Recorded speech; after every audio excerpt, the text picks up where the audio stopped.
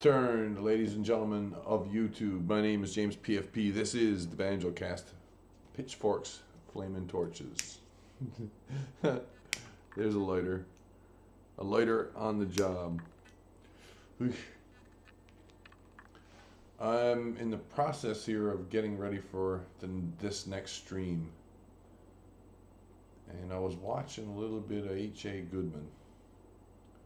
I don't know if I don't think I'm gonna rebroadcast tonight because not H.A.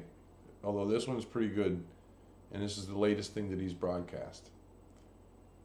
It's still not quite there, H.A. It is and it isn't. I don't know how better to say it than that. He's very aware of his time and his audience numbers. Apparently he seems to be spending time looking for the combination that will work. Whatever that combination might be is weird. Is very weird. So that's HA. Left off the last section talking around this here diagram, which I had no part in drawing up in the original form, but which has helped me from time to time quite a bit. And this is like the second or third. In fact, I'm not sure what the provenance of this document is. I do know that in the printed book, this is not the form that it takes. It's laid out differently on the page in the book. And then there's this document published separately, which looks much more like it was hand drawn and then it looks like it was hand drawn and then photocopied. That's what I'm trying to spit out here. But hey, what I do have lined up for the next little while, in defense of 5, I'm going to start off with the defense of 5. Number 1, pentatonic harmony. I have a series of YouTube videos that are very short.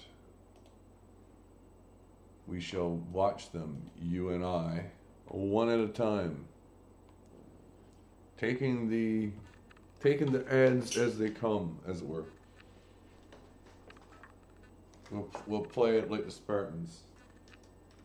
We will play it like the Spartans. Very often, I'll be presented with something that conceptually seems to make sense, but I have no idea how to use it, like a stove or a broom. And I used to be the same way with the pentatonic scale until I kind of figured out how to actually apply it in like a stove context. So we're gonna mix or a broom. That's what he said. Anyway, sense of the pentatonic scale, because a lot of times you probably have seen the shape like stove, broom, not his style, guitar, his style. But sometimes it can be hard to kind of fit that into the context of playing a song, like maybe if you're playing like an A minor chord. You want to just kind of just jam it in there. So we're going to use it in a more musical context, and it is going to sound something like this as an example.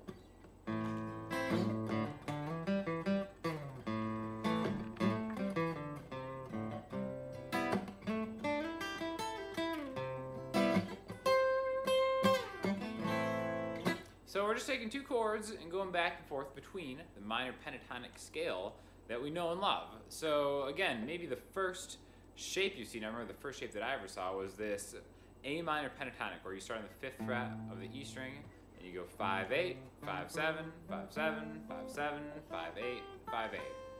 Solid position, possibly the most famous position. Now, we'll draw your attention to that set of notes he named and played. Listen again. I remember the first shape that I ever saw was this A minor pentatonic, where you start on the 5th. A minor pentatonic. 5th fret of the E. 5th fret for the A note is the root of the chord. A is on 5, then 8 is the next one. E string, and you go 5, 8, 5, 7.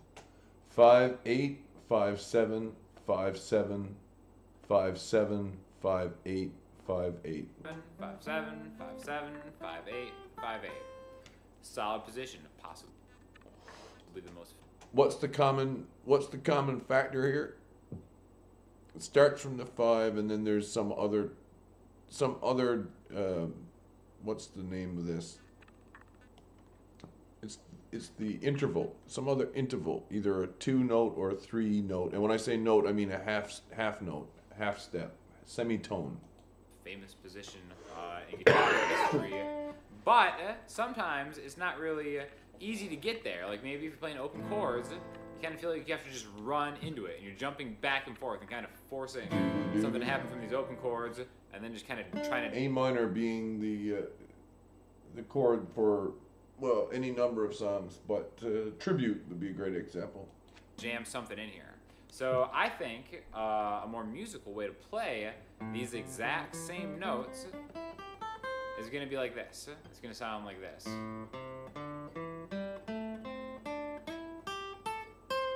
Thing. But I think this is kind of a good way to kind of get into cruising through it. So basically we're starting with the open A string. So much as he happens to use the A chord to work with, or the A key. And the thing which is easy to see here is that he wants to use the easy to remember interval jumping on strings that well, how to put this? If you know when to slide it up, you'll know when to step off of one string to the next string. So the whole idea is that you repeat the same pentatonic pattern on another string, having played it out on the string previous. Same thing as this, just a different way to play it. And I like this because a lot of times you become from an A minor open chord, and you can just kind of jump right into that. So that's just kind of like the first way that you can maybe build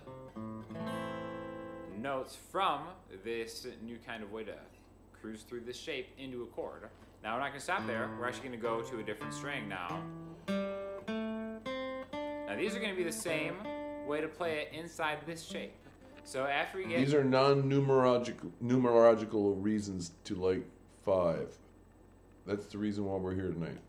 To the 7th fret on the A string, we're going to go A string, open, 3, 5, 7. And also I think the fingering is important here too.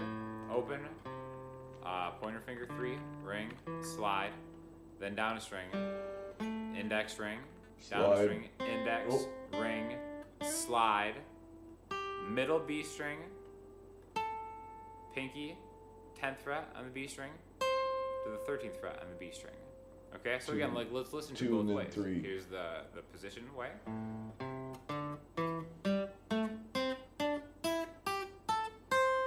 And then going through the neck.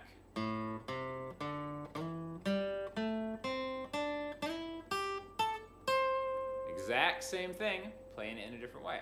And then it's all just about the context of what you want to play musically.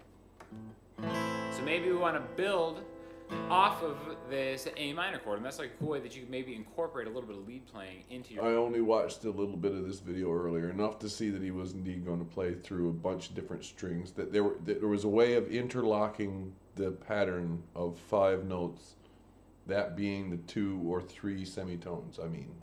Your chord playing, if you're doing maybe a solo acoustic thing, or really... And that's not where we get the word pentatonic either. We'll get into that in a second. Kind of do something differently in between these chords instead of just maybe just playing and strumming an A minor chord the whole time. Or if you want to go to like another chord, free lessons. Take it a little farther. So what I'm going to do here is I'm going to take this C major chord and I'm going to slide into the 7th fret on the D string. This is just one example. Again, I really encourage you to just learn this pattern and make up your own. But one way to kind of just think about it is C sliding into the D string on the 7th fret, which again, there's that note. We can slide right from here to there and maybe finish that shape.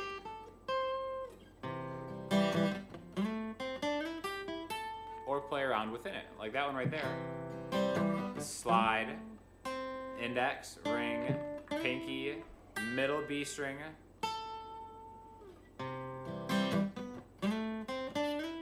and maybe backwards and forward like that. Doesn't always have to be in order. In fact, sometimes if you always play it just ascending and descending, it'll have kind of a mechanical scale type sound.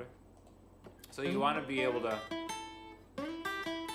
kind of jump around forward and back. So right here again, I'm going to slide to the 9th fret of the G string, which ends up right there. I don't have to start here.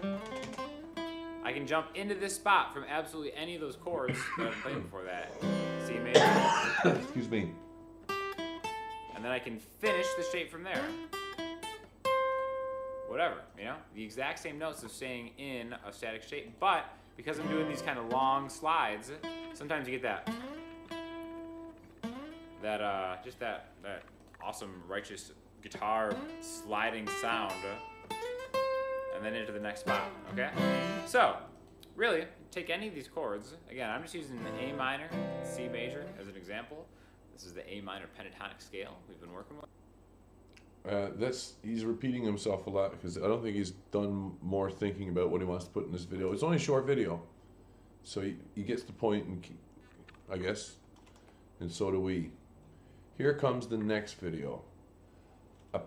He says a pentatonic scale that makes sense. Well, I mean, it makes sense enough on a guitar because it's already marked on the guitar. That's the reason we see these intervals with this particular part of the pentatonic scale marked off for the sake of knowing where the octave is on the string itself.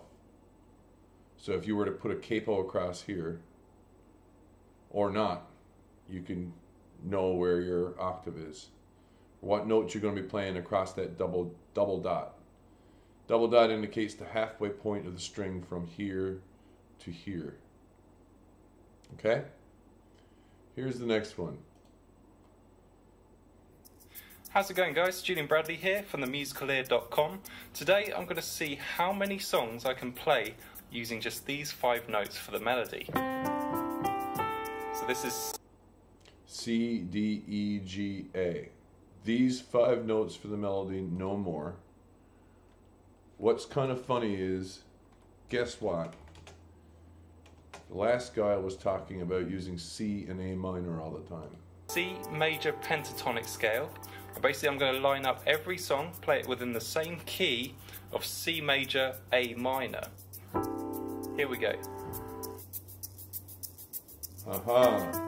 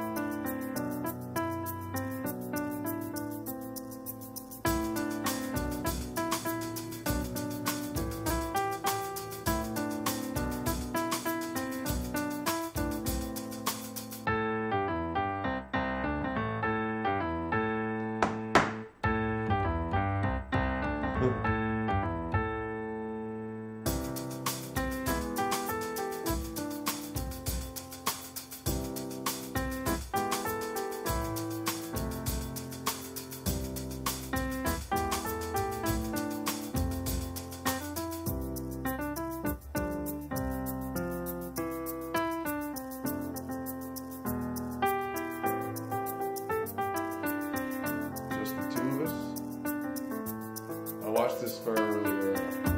Okay, here we go. So I'm guessing the same as you at this moment in time onward.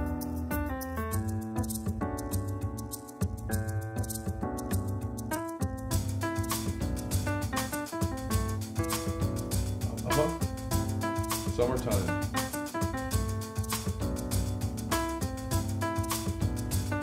I would have known it was Dulcimer. Could have known.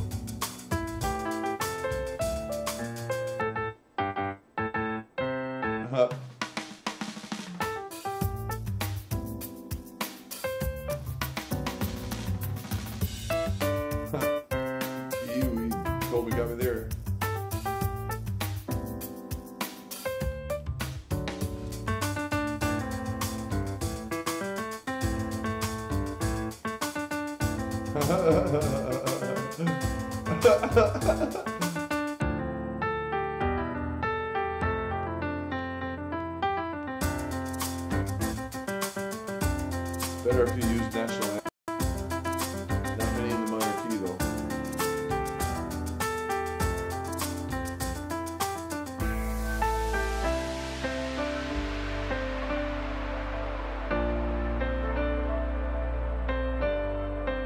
have noticed this. It's a Discordian joke in a roundabout way, but it's not only reserved to them. Might have been pointed out well by them.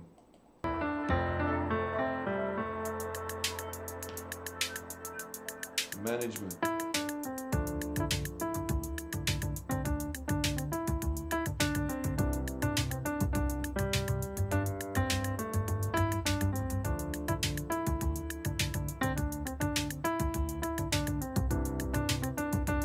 I am enjoying the video. Thumbs up it is.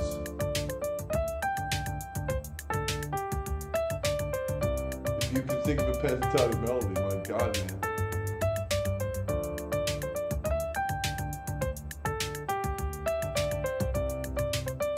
Here's another way of looking at the pentatonic scale. Pentatonic.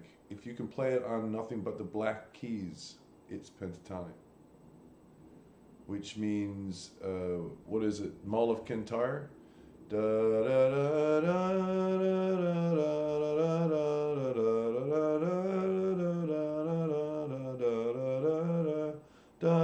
That's it. Da da da da, something like that.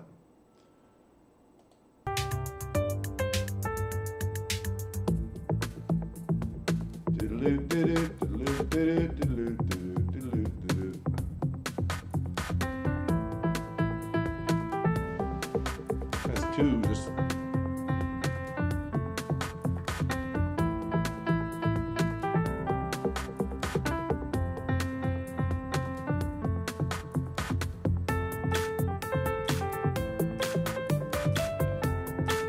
again, if it's pentatonic, it plays on the black keys. So we can look at this two ways. One is to take the 3 in the middle and then the 2. You get that pattern once before it'll repeat again. Or when you're actually playing it, what makes it pentatonic is you can play these 3 notes and go down, or 3 notes and go up. One will be tonic, one will be dominant. Okay, now tonic, dominant. 1, 2, 1, 2, 3. Here's the dominant. Here's the tonic. If not, then the tonic is this one. I get them mixed up all the time though because I haven't got much formal training. Oh, but I'm right about the pentatonic part. I call this one pentatonic harmony squared, since there's 2 different ways of looking at this pentatonic thing.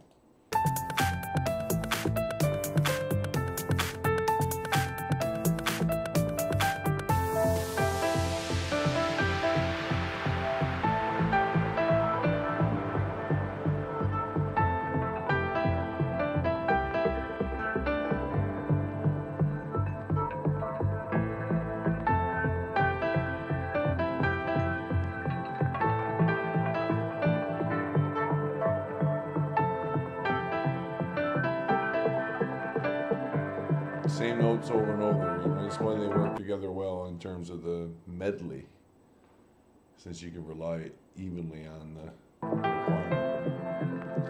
the requirement of the notes that you're going to be using, playing with, or singing potentially.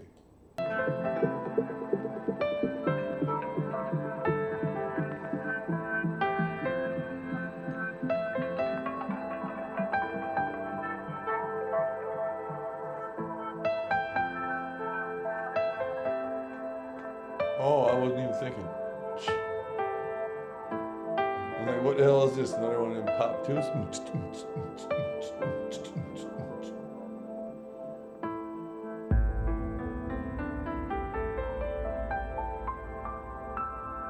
Oh wow, over with a minute to go? What the? Zoya. This next one, before I get into the videos. The last time myself and Nun Nun were really talking about this document with the, and if you're wondering who Nun Nun is, doesn't matter.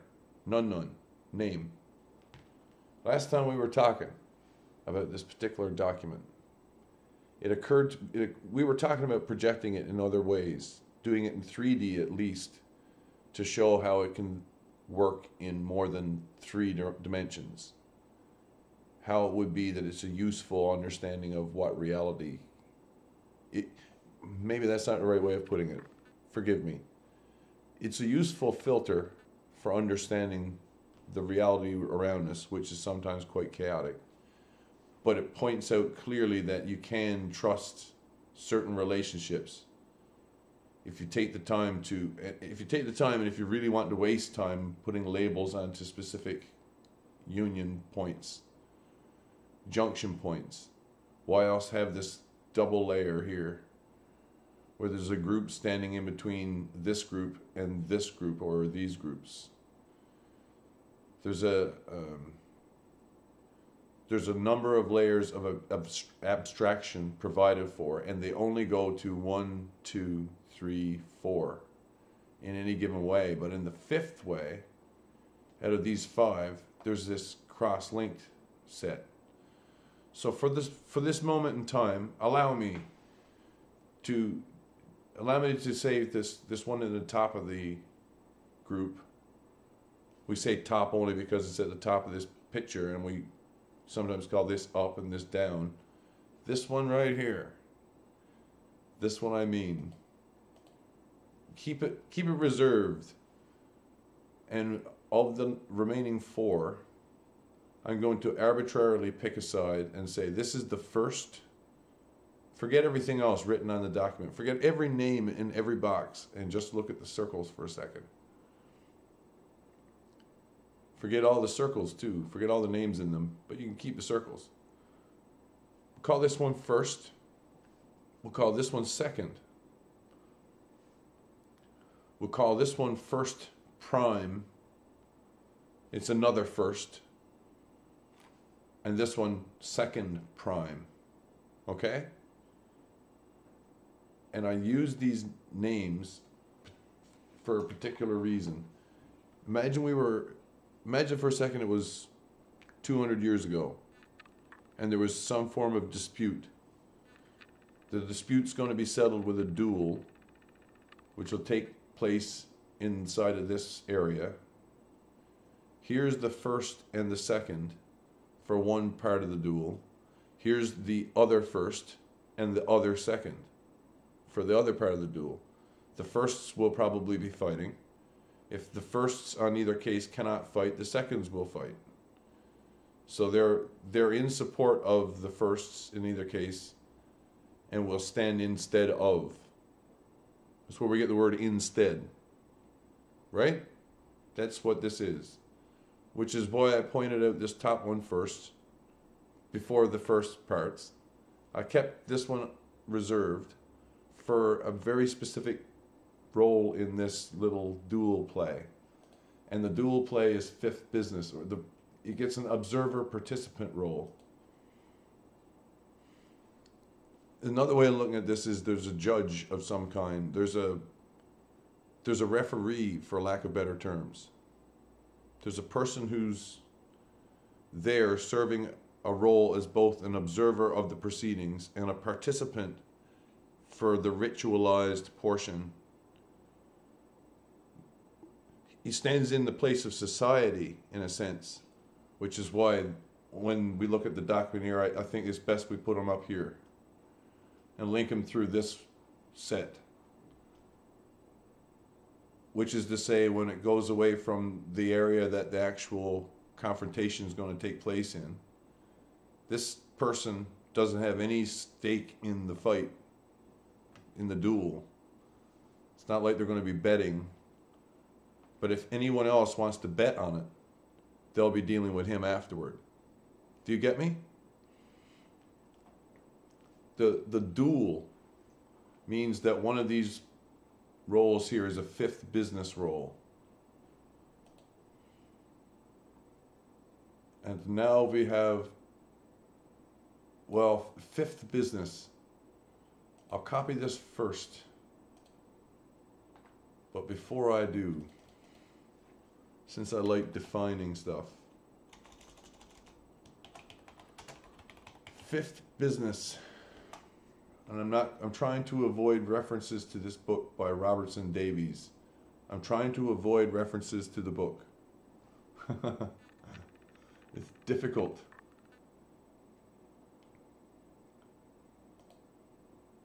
But I have to refer to the book sooner or later.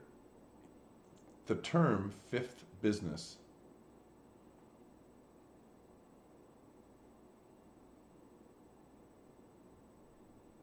I wonder, is it here in this article actually?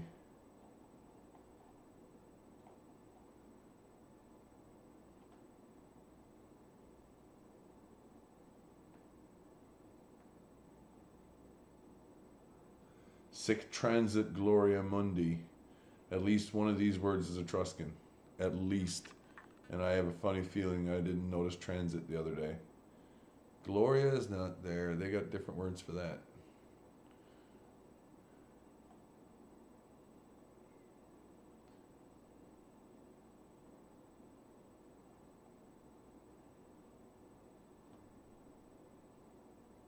So here's the title. Inside the book itself, there's a definition provided, and I don't have a copy of the book anymore. Those roles which, being neither those of hero nor heroine, confidant nor villain, but which were nonetheless essential to bring about this recognition or the denouement, were called the fifth business in drama and opera companies organizing according to the old style. And the player who acted these parts was often referred to as fifth business. Deus ex machina, in other words. Part of the God in the machine. If your duel is a secret affair, fifth business is literally the invisible hand. The pressure of whatever market matters is exercised by the fifth business. Purportedly the oversku, der dans skuplats. Danish actor, playwright, and theater historian. So did Robertson Davies, pressured by his publishers to define fifth business, Davies added the opening quotation, this. 79, the book's Norwegian translator failed to find the citation. Davies admitted it too was his fictional creation. Fifth business.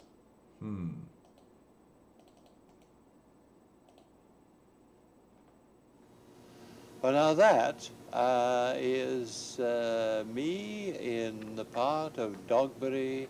1973. In Much Ado About Nothing. And I played that part when I was at Oxford with the Oxford University Dramatic Society. And you can see I'm got up with a bald wig and a false nose and stuff in my cheeks and everything possible to make me look different. But the problem was I didn't really look very different because once the lights had come on, CBC production from 1973. I looked strikingly like myself, everybody told me.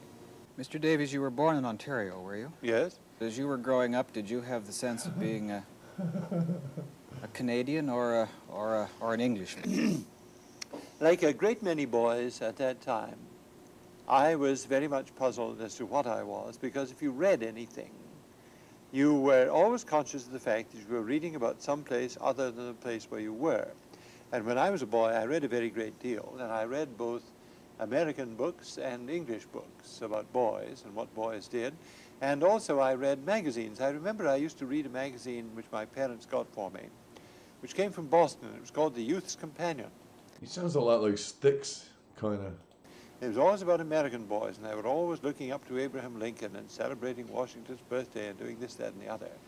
And I was a sufficiently Canadian boy to know that Washington was a scoundrel, and I wanted nothing to do with him.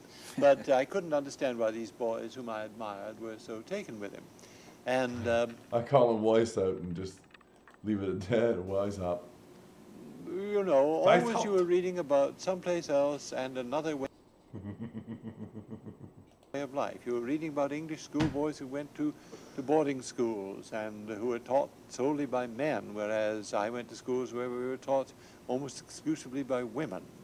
And it was all very puzzling. You didn't seem to be like anybody that you ever read about. Mr. Davies, among other things, you've been a college master and a newspaper publisher and editor, a dramatist, and perhaps these days, above all, we think of you as a novelist. Was there any special time in your career when you decided you wanted to be a writer? No, there wasn't really. I've always been a writer in one way or another. When you were a newspaper writer, how did you find time to write your novels, for example? At night. I worked during the daytime and really had quite a lot to get done, but at night I used to work for a couple of hours or 2.5 hours, many nights, and did them then. When you sit down to write a novel like The Fifth Business, does that all come out of your memory, or do you do what I would call research to write this? I tried to remember what I had heard when I was a boy, and I tried to make it as general as possible. And what interests me is that many people who fought in that war have written to me, and they have seen things in the book which are not in the writing, but it was open enough for them to read into it their own experience. Mm-hmm.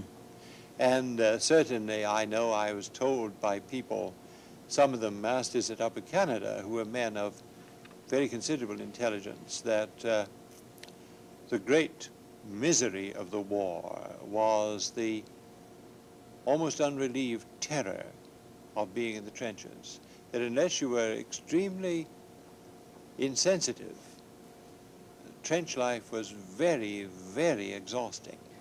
Well, in that novel, and of course in The Manticore, what becomes another impressive feature of your writing is your evidently extensive knowledge of Jungian psychology. I first began by reading Freud, and I read a great deal of Freud. Jungian psychology matters consequently and precedingly, because Discordian. And then began to read Jung in consequence, because I found Freud grated on me. There was a constant reductive tendency about his thought, which, although I admired it enormously, I found very, very... Doesn't allow for individual expressions, what it doesn't allow for. Wearing, and somehow, for me, and I only say, you know, for me, false.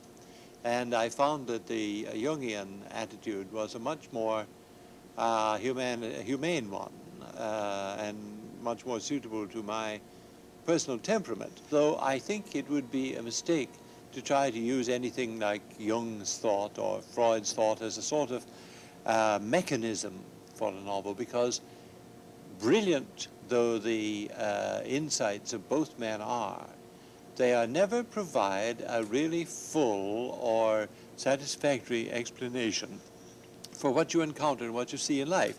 You see, I spent 20 years as a newspaper man, and when you do that, you hear about 3 times as much as you can possibly publish. And you know motives that lie behind actions which appear very, very differently in print. In your recent novels, you are very interested. I think this is a young Knowlton Nash, unless I'm friggin' mistaken. I mean, I might be wrong about that. No, man, it's 73. It's 1973. It could be. But he wasn't that young, surely.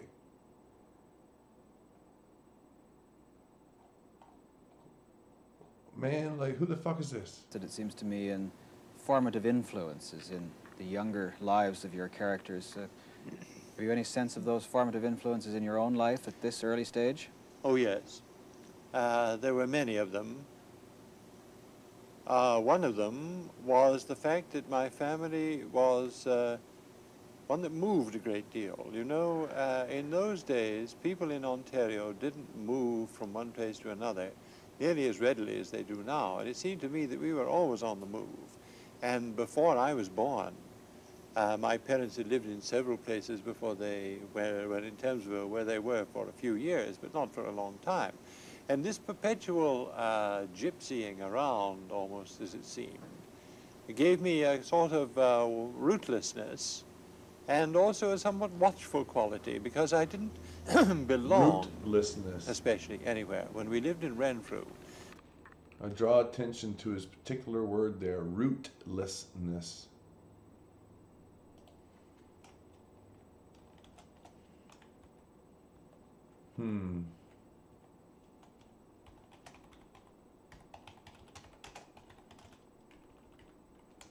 Rootlessness. Curious for this one, for the etymology, guys.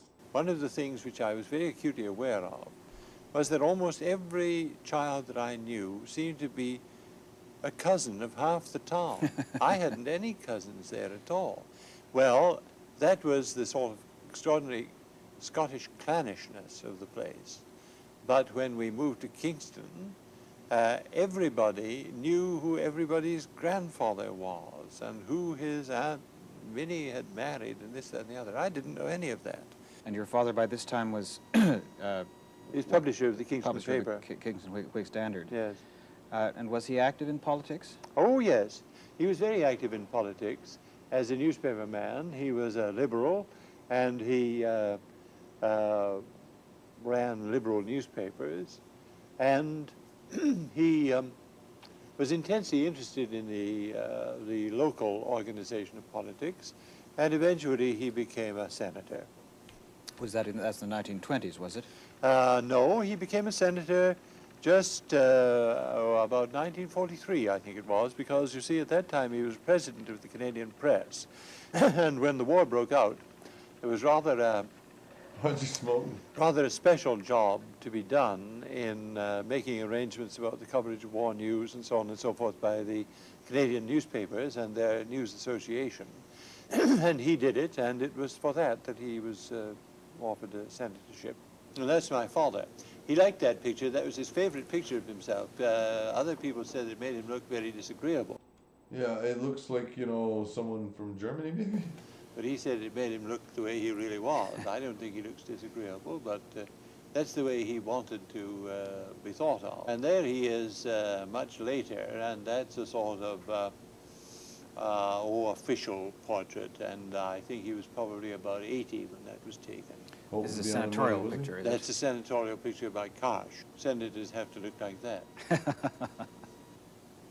Well, your father was a successful businessman, and he was involved in politics, and you were later a political editor, or an editor, and obviously you had to comment on politics. So I'm somewhat surprised at perhaps how little politics plays in your writing. Have you lost interest in politics, or No, is that another no. side of your writing? No, I'm keenly interested in them, and I'm interested in successful people and so on and so forth. But my father was a very strong influence in my life, and you know, he was the only man I ever knew who had quite a bit of money, who said he had enough. Well, Boy Staunton seems to have pretty successfully frustrated his son. Yes. Character in Fifth Business, Boy Staunton.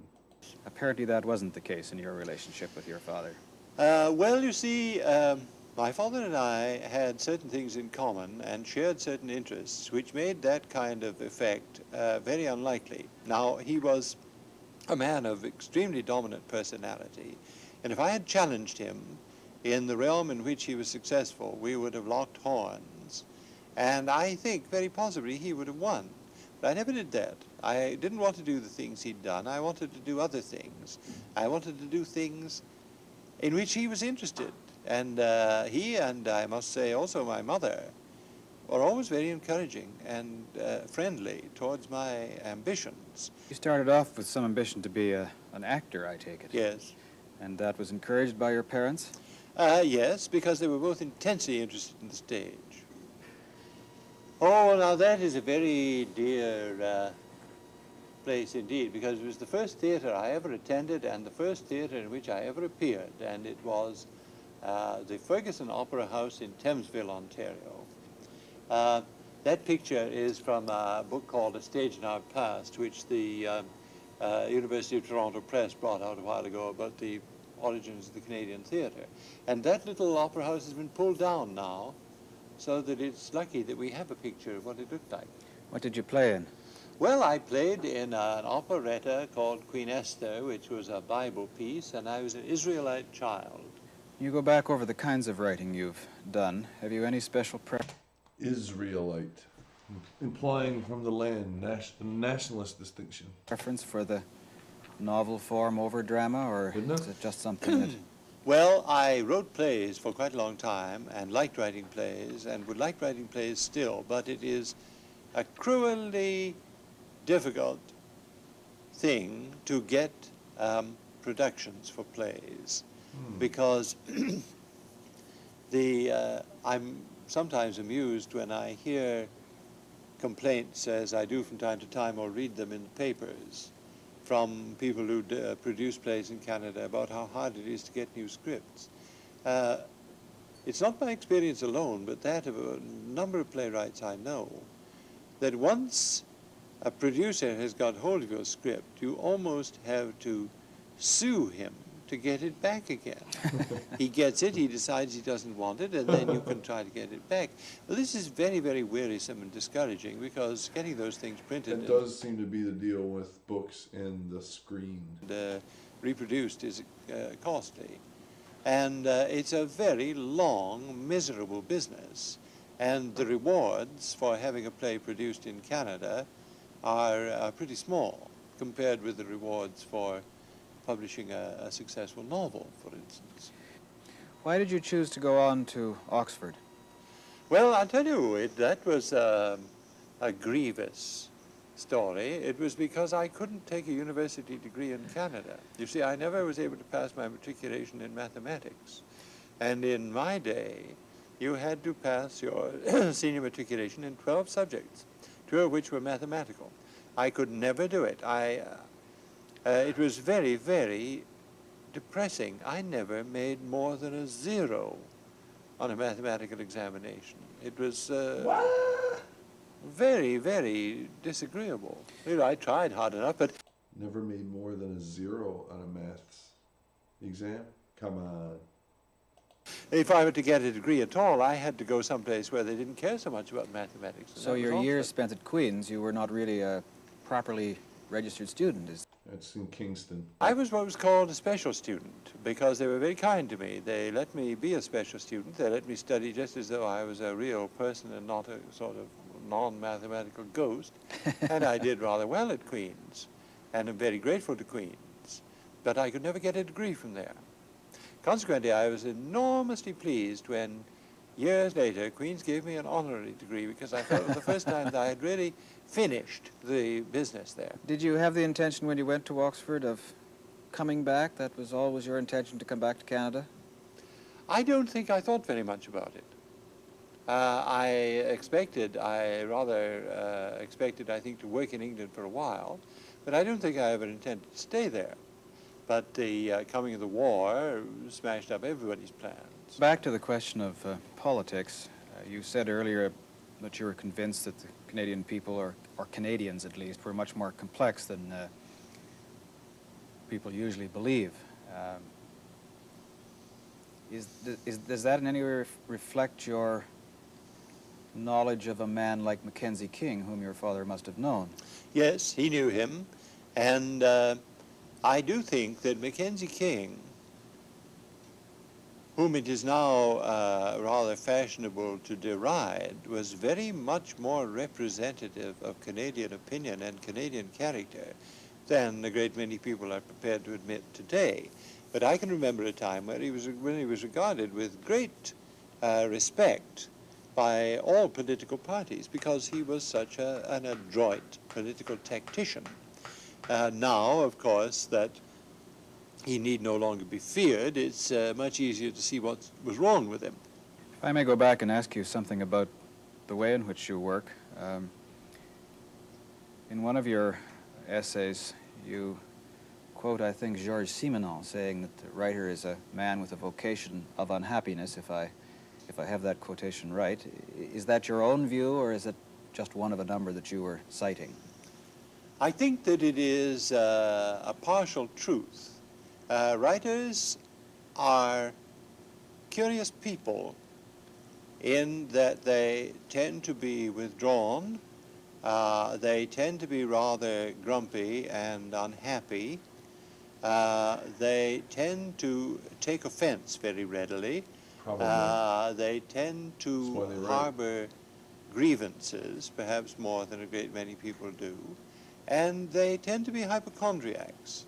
Now, that all sounds terribly negative and bad, but it doesn't necessarily add up Because they might tend that way doesn't mean they have to suffer from such a thing. to a disagreeable That personality. does it, Robertson. He wrote another book later in his life from this, called The Cunning Man, which is quite interesting. The kind of busy life that you lead as the master of Massey College and as a teacher at the university, when do you write? Well, now, you see, I can't do what I did when I was a newspaper man, and that is to write at night, because at nights I'm very frequently busy. And you yourself know how unremitting university work is. There's always some stuff that has to be read or marked or something when you had hoped to get some time off. Consequently, I have to try to clear several weeks in the summer and work then. So in the course of the winter you do very little of your... I do a great deal of note-making, and there's always time to reflect about what you're going to write when you're riding on the underground or walking about or listening to a lecture by one of your colleagues or something of that sort. But you can't get much writing done, you just make notes. Do you write a novel from beginning to end and then do a great deal of revision, or is it a finished product when you've done Oh it? no, I make I make a great many notes. I carry a notebook all the time, a book like this, and fill several of them with notes, and then I transfer the notes into another book in the form of a plan, and I make all kinds of extra notes as the plan develops. And then from the plan, I write the first draft. And then the first draft requires very, very Plans it out extensive entirely. revision. And after a great deal of revision, that's pretty much the book. Do you see your novels... I have to be quite honest, I have once in my life written a novella. And when I did, I planned it out. Very, very barely planned it out, so I knew where it was going to go. And still, when I finished it, I thought I could still write more to this, but that's as far as it need go. And that did work. So maybe he's on something there. and for that matter, your plays as well, as part of a Canadian tradition, or do you think about that kind of thing? Yes, I do. I think about it quite a lot. But it seems to me, you see, that what is Canadian about them is the source from which they spring, which is the life that I know, which is Canadian life. But I see it rather differently from some Canadian authors. I see He knows Canadian life from Upper Canada, as I believe he called it earlier. Canadians as often very much more I haven't heard a single word of French out of this man's mouth. complex and raison d'etre, if many-colored you will. psychologically, in a way that some people, in a way that people used to think was not Canadian. There used to be an idea that Canadians were a very one-colored, rather straight-ahead, simple lot. They are nothing of the sort. And I've always tried to convey, as well as I could, some impression of the complexity of Canadian life. Are you psychoanalyzing the Canadian character? No, no. I don't think that that is a possibility. You know, Or that even- is it wouldn't be something appropriate, that but we're- critics have sometimes said about certain writers. I mean, they say, for instance, that Dostoevsky has analyzed the Russian character. I'm sure Dostoevsky would be horrified by any such suggestion, because inevitably what he sees in the Russian character is reflected through his own personality. And this is one of the things that makes writing extremely various and, I think, intensely interesting. inevitably the evidence that comes to the writer is interpreted through his own personality. Do you find that the interest in your novels is primarily in your recent ones, or has this been your experience since the beginning? In the recent ones, but you see, the recent ones take the other ones along with them. And one of the things that amuses me in a somewhat wry way is that people who think that my recent novels are good are beginning to discover to their astonishment that there was more in the earlier novels than they'd supposed. You read other Canadian writers. Do you read Canadian critics? Well, now, do you mean the academic critics or the newspaper critics? Well, both, perhaps. Oh, yes, yes. And do they help you, or why do you read them? Well, I read them because I want to find out what they're saying. But I wouldn't say that they help me particularly, because I don't think that critics generally do help writers. Here's a funny question, right? Because and the reason I bring it up is I'm used to thinking in terms of criticism, but reserving the best criticism for the ones that I offer. I mean to say, if I think it's worthy talking about, then I'll critique it. And only if I think it could be correct, if I could offer some alternative that might be better. Generally, I don't come right out and say what I think the alternative is, though I insinuate. It's as Thornton Wilder has said, you must be very, very careful with the critics who praise you and with the critics who blame you, because you begin to think about them too much, and pretty soon you'll find that in a way that critic is looking over your shoulder when you're writing, and in a certain way he's writing your book. That's the end. In A Voice from the Attic, you're pretty harsh with critics, it seems to me. Yes. And in that book you talk about your hope for the development of a clerisy, of an intelligent reading public in Canada.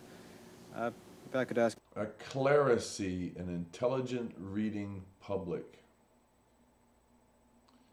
That's funny. An intelligent reading public would constitute a clerisy. And that's according to him, and he just agreed to that.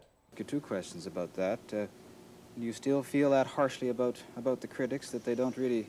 I've forgotten the phrase you use now, but it's a very strong one, almost to suggest that you think that... Substituting critic for cleric. Well, the general newspaper critics are pretty useless, and the academic critics, the very best ones, are interesting because they themselves have imaginations, and the rest are just people who write rather bad books. The critic is a cleric.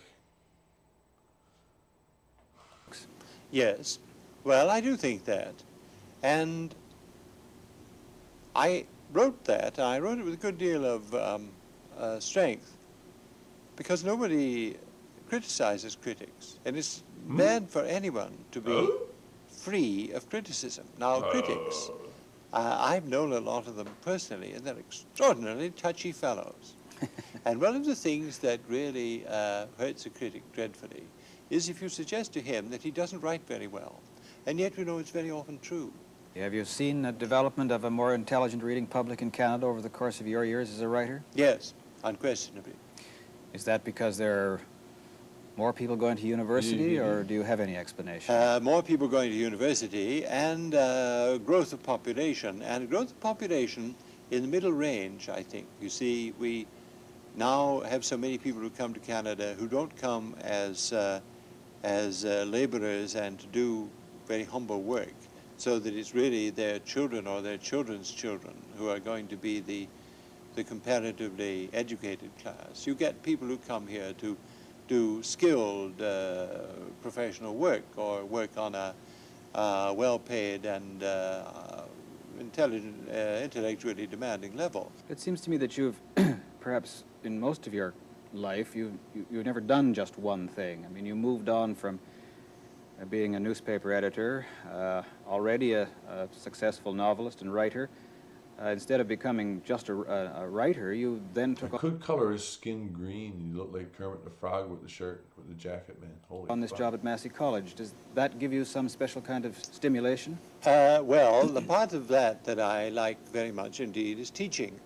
I find teaching extremely interesting. It's now been in existence, I think, for 10 years. 10 years. Has it found a special role for itself at the University of Toronto? Yes, it has, though I don't think that it has found the role it will eventually fill.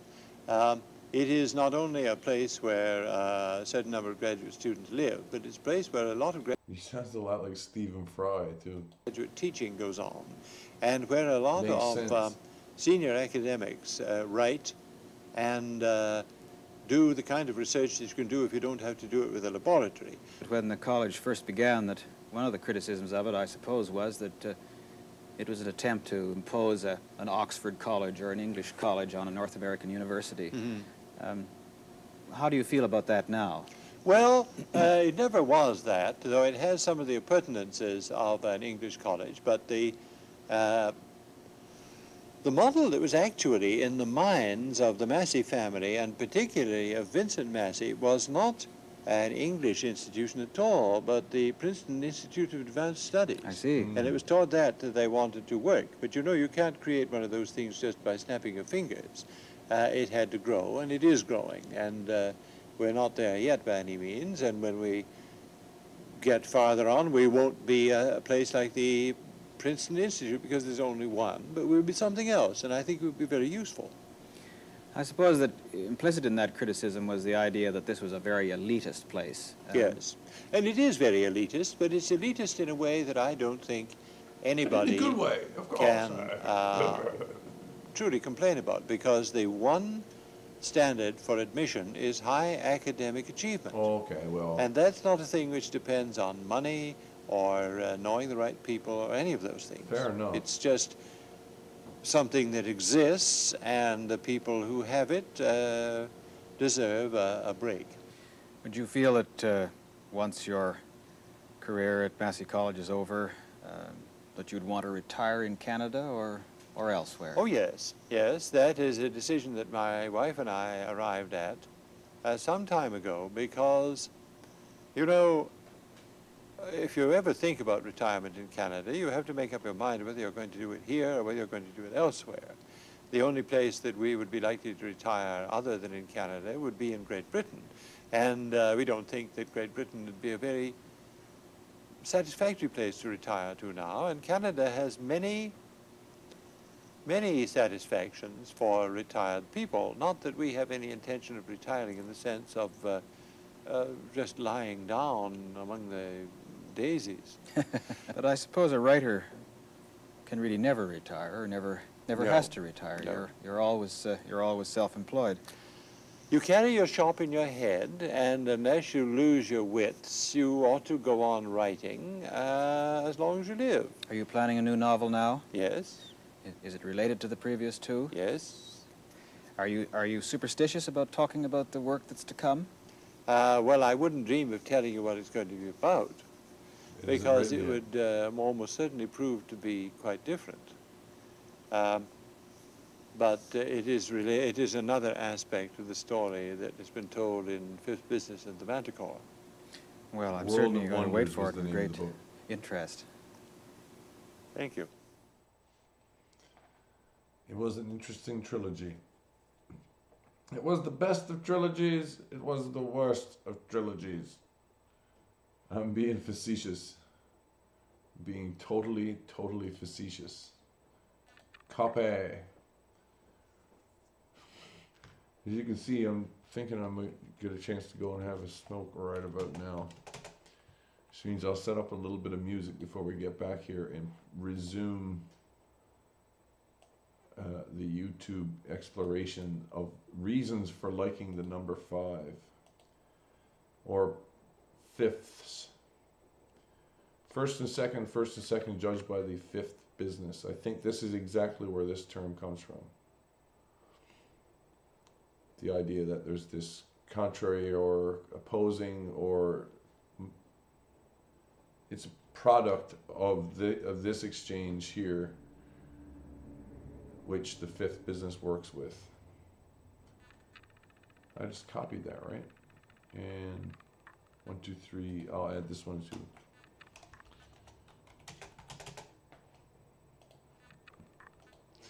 This one is something completely different. It has to do with that. Hi, welcome to Jungian Psychology 101. This is basically a brief overview of Jungian psychology so that if you read the book Fifth Business, you can have a better time understanding it. Jungian psychology is a type of psychology that was made by a man named Charles Jung. That's why it's called Jungian psychology, obviously. Now, this video just is very brief as it overviews 5 key concepts of Jungian psychology so that you can better understand Fifth Business. The first concept that you should be able to understand is the archetypes. An archetype is basically a primordial image of a type of person that exists universally through all cultures. Now, this basically means, when I say all cultures, I literally mean it. Every culture has this essential type of archetype. It's often found in their mythology. Of course, this doesn't mean that there's only one type of archetype, or that the characters in the mythology of all these different cultures are the same. No. What it means is that a very rough outline, blueprint, if you will, of a type of person is found in every culture. For example, the mother. Every culture seems to have a basic type of the archetype of the mother. You could say for Christianity it's Mary. You could say that there's ancient goddesses that embody the mother archetype in Roman mythology. Every culture has these types of archetypes. Now, there's many archetypes. Don't get me wrong there. And basically what Jung theorized is that we apply these archetypes to how we see the world, how we see other people, and how we read literature, basically. This is very important to Fifth Business because all the characters embody an archetype. So you have to understand this concept before reading Fifth Business to get the full meaning of the book. Now what Jung went on to theorize is that in people's personalities, there's different types of archetypes that influence them. Now they may have different archetypes individually, but there's specific types, roles that the archetypes play and how they affect how you act and how you Sharon, I'm only kidding. I'm only kidding. I won't keep this guy. I won't keep this guy up for the entire. I'm going up break. I'm only kidding. The real thing that matters with this video here for Jung 101 is this breakdown, which ends up having 5 points on it. The 5 key concepts to know. The first one, the persona. The second one, the archetype. Third one, the anima or animus, depending on how you look at it, either a male or female. The sense that there is perhaps a gendered or whatever sense of drive, the personal drive or spirit, life drive. Then there's the shadow, and then there's the self apart from all of this. And that's the main thing there. Don't need anything near like the entirety of that video. It was never the point. If you're watching, you can now thank me later.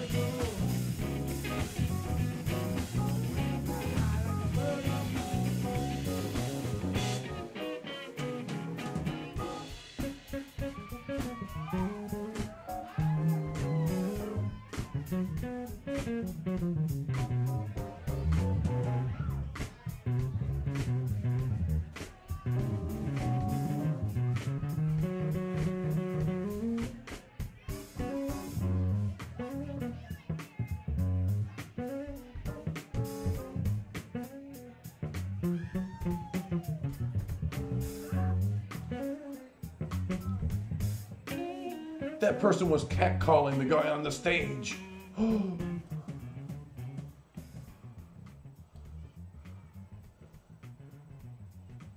So yeah, I have returned. Thanks, guys. That's the orgonomics, vocal, not the vocal stylings, but the musical persuasions. Yes, the persuasions.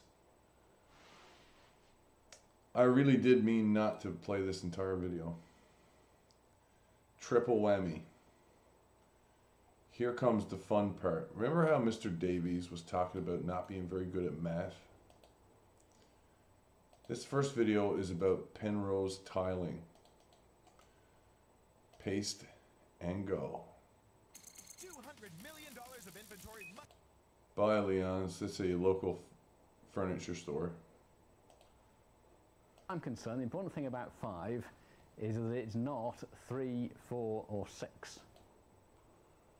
I did a search under the number file channel. Films by Brady Haran. The guy is from Australia. He's attending or has been involved with the University of Nottingham. He does several different series out of the University of Nottingham. This one is on numbers, or with the mathematics department.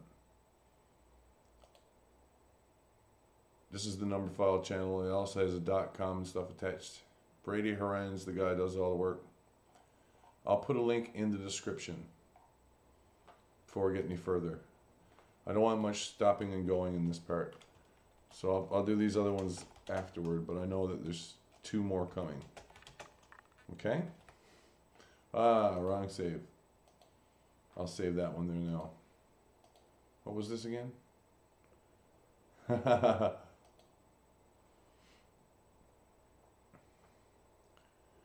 Oh, looks like I got a bite from earlier. I'll have to get back to that before I do the cat's cradle bit tonight. And 3, 4, or 6 So I searched for 5, okay? are each numbers that have really special properties in relation to tiling the plane. 3, 4, and 6 have special properties with tiling the plane, i.e. on a two-dimensional projection. 3, 4, and 6 are tileable. So creating repeating patterns of tiles. So I brought some props, and here are squares. These are the sort of squares that we all put on our walls, and the pattern is very simple, and anyone can carry on putting down square tiles, and the pattern repeats itself on and on and on. You don't need instructions because you know how it continues. Now, suppose you wanted something a bit more exotic than that. Let's say you wanted triangle tiles. Say your tiles were triangles like that. Well, you could put the next one upside down, and the third one back the same way, and then you can continue, and then you can put the next row in, and you can continue this for as long as you want. So that would carry on for as long as you want, using the same rule again and again and again, so you know how to put down the tiles, one up, one down. So that's going to be the 3. So these are tiles with 3 sides, 3 corners. Our original squares had 4 sides, 4 corners, but maybe you want something more exotic still, and you want to use hexagonal tiles. So I can use this pattern again. I'll just draw over it. So there was a hexagon. Can you see this red? And I could have another hexagon that would come in, and that one, and my third hexagon, and so, and I can continue to put hexagons down as well. This is what the bees know, and all the bees have to know is where to put the next little cell of their honeycomb. So here's the question: can we use 5-sided? So the answer is no, we can't. 5 sides. Not on a plane, not on a 2-dimensional projection, we can't. equal sides, equal angles. So I might put the next one down here. And when I say no, we can't, hold on for the joke. And now you begin to see your problem, because the bit I'd have to fill in... If we see here, actually, I can see something you can call a problem if you want to, but this is one way of expressing 10. Around here... The funny part of the 10 is that there has these 2 pole points where there's a shared set of vertices. It's a bigger angle than my pentagon has at its angle. I'd get something like that, and there'd be this little bit of extra space. Now you see, it didn't happen with the hexagons, because the hexagons had just that little bit extra angle, and so they filled in these gaps. So here you have another, and you get another gap. Triangles, 3-sided figures, squares, 4-sided figures, and hexagons, 6-sided figures, are all good for tiling your wall. But 5 pentagons is no good. 6 is the last one you can do. As soon as you start getting even bigger figures again, there are many sides, then the angles become too shallow, so that the next one would only have a little bit. If I put in another polygon out here, there'd be bigger and bigger gaps I'd end up with only a little slither, and I'd never get something in there. So you can't do 7-sided figures, 8-sided, 9-sided, whatever. The realization there was a problem with pentagons goes back a very, very long way. Kepler knew that there were problems, and no doubt the ancient Greeks did as well. The ancient Greeks had a lot of these interesting tiling patterns. Kepler made a real concerted effort to get interesting patterns using a smaller number of different shapes as possible. And he had something that was pretty nice. It contained a lot of structure, but it wasn't as good as what Roger Penrose managed to come up with in the 1970s, which was a tiling using these plus 3 other shapes appropriate for filling in these gaps, and rules to tell you when to put down a pentagon and when to put in a filling in shape. And he was able to come up with a pattern that went on forever. It had a curious property that it never repeated itself. It kept on changing a little bit as you go along. What Penrose had is he had a systematic way of filling in the gaps and coming up with a pattern where the local configurations of all the tiles kept on appearing again and again, just in a different order. So there was constant slight changes, but the local patches all looked more or less the same as each other. And this was the beginning of the realization that there were a lot of different patterns that had this strange property of non-repeating and yet highly, highly structured. How do we know patterns like this never repeat themselves? That really depends on the rules that they're given by. So each one of these has to come with some kind of description as to how you make them. And one of the ways in which... See also geodesics, and see also botany. Botany has two main strains of numbers theory, if you want to look at it that way.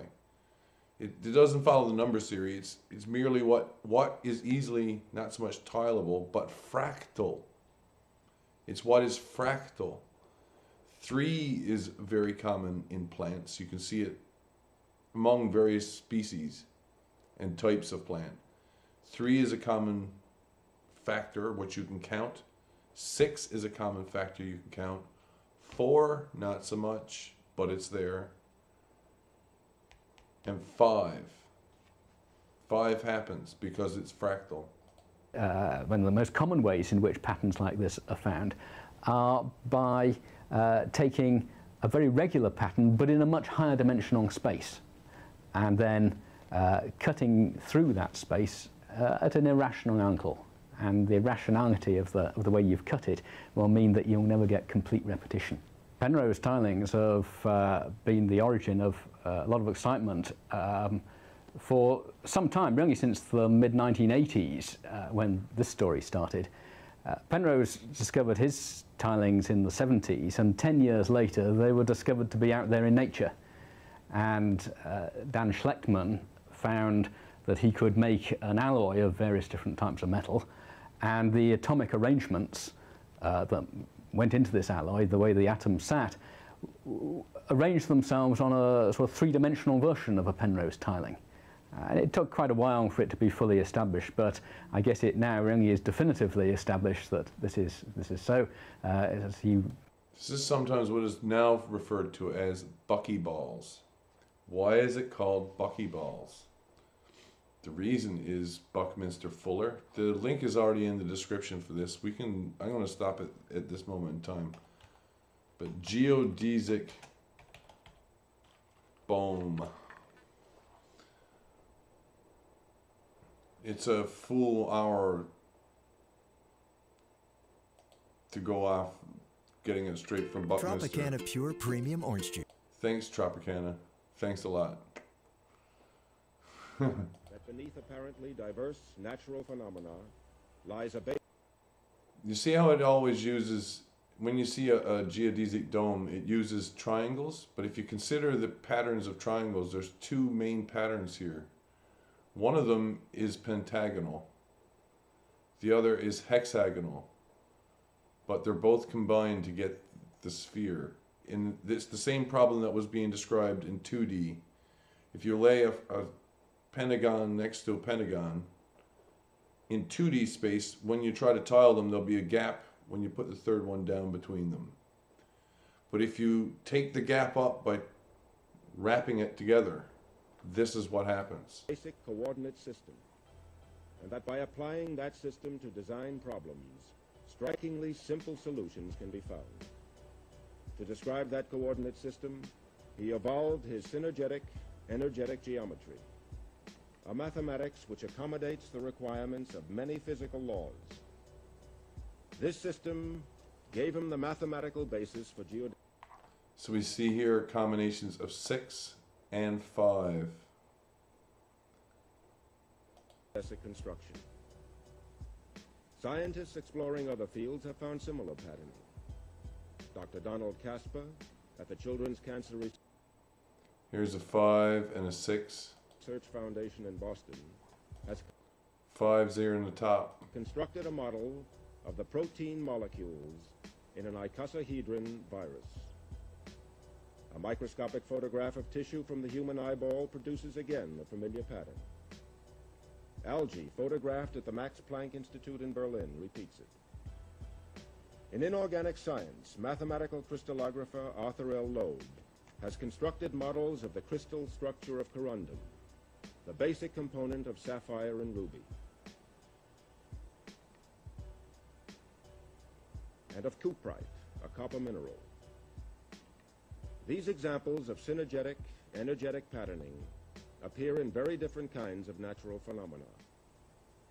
They are consciously articulated by Fuller in his geodesic structures. But more important to him than such practical application is the underlying process of design.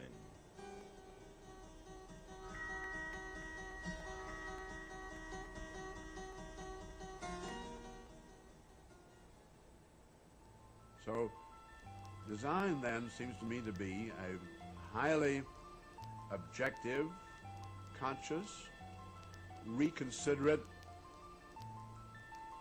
an imagination that uses a great number of experiences and integrates the effect of those experiences and discovers principles that operate in the special cases and uses those generalized principles, and then is not just subjective about them, not just a philosopher about them, but begins to actually apply them and those generalized principles to many specialized cases.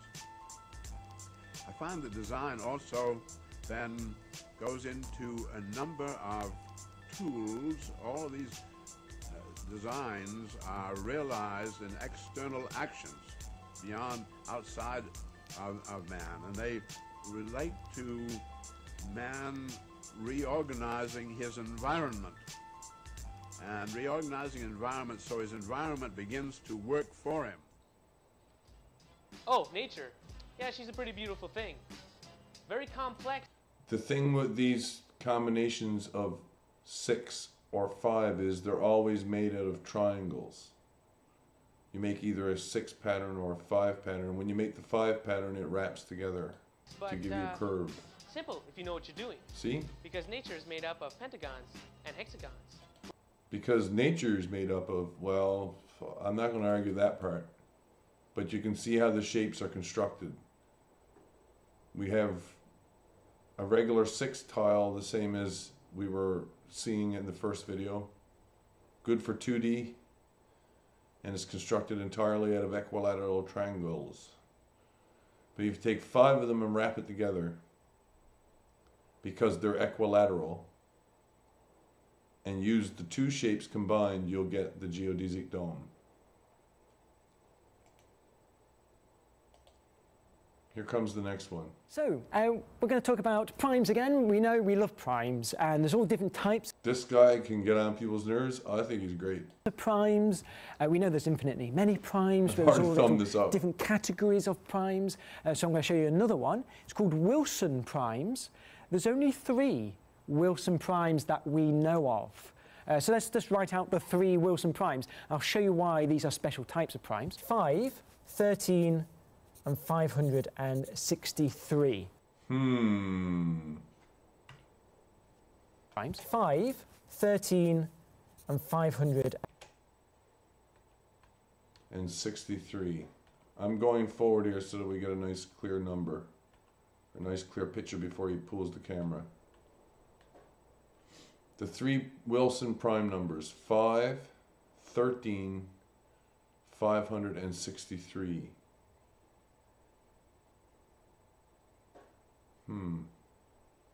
63. Now, actually, they think there's infinitely many Wilson primes, but we've only found 3 of them. So what's this special thing that they do that other primes don't? Well, one thing that all primes do, I'll show you this.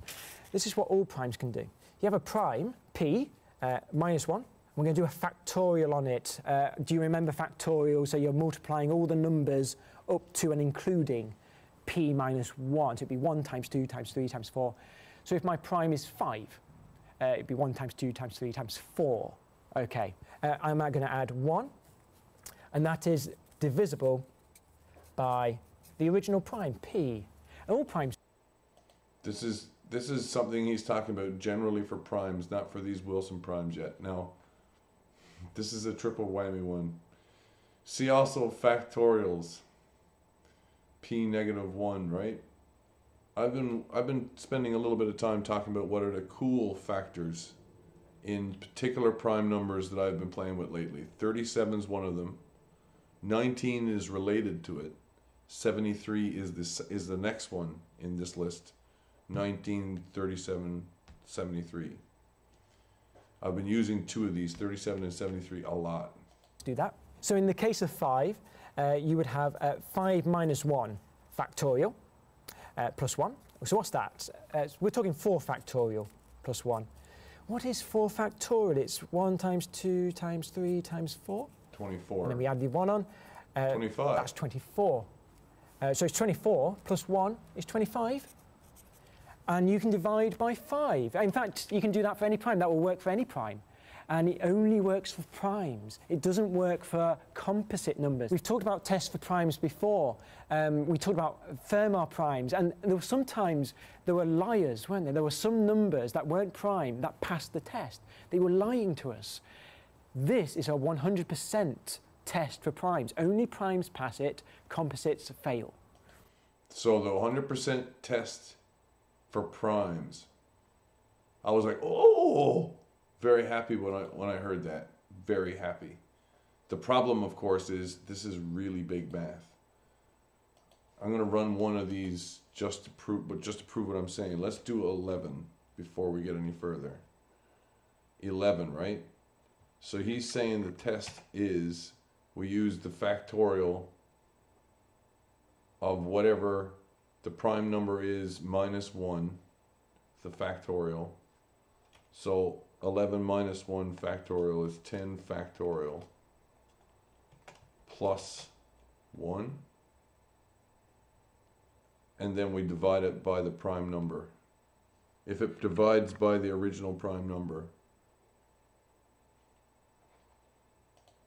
Let's do a composite. Can I choose one? Oh, you're going to pick a big one. We have to do a factorial, remember. This is the problem. Let's do 8.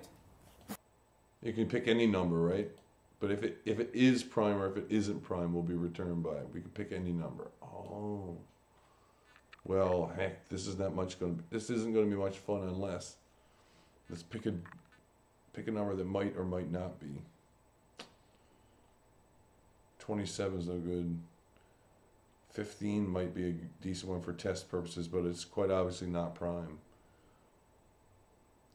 10 factorial. Where's my calculator? I don't do all my math in my head.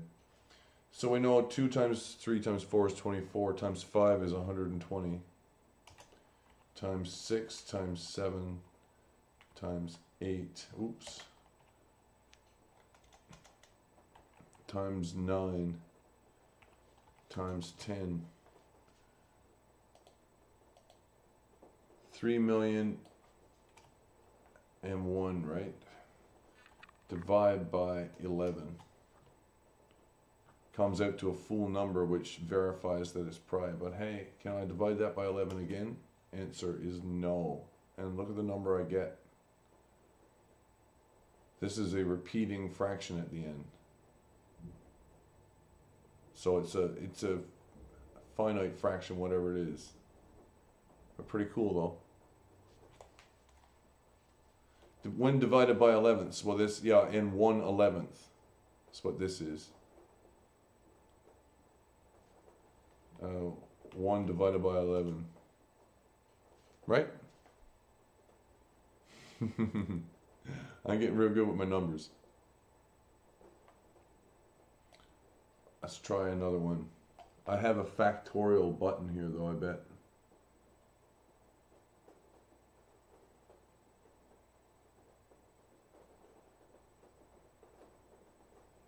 Am I missing it? That's imaginary.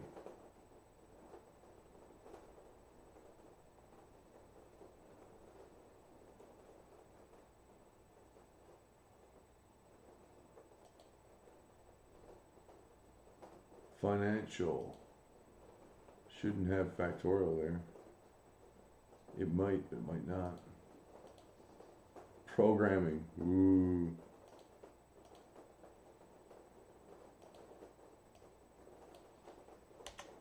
15, so 14 factorial.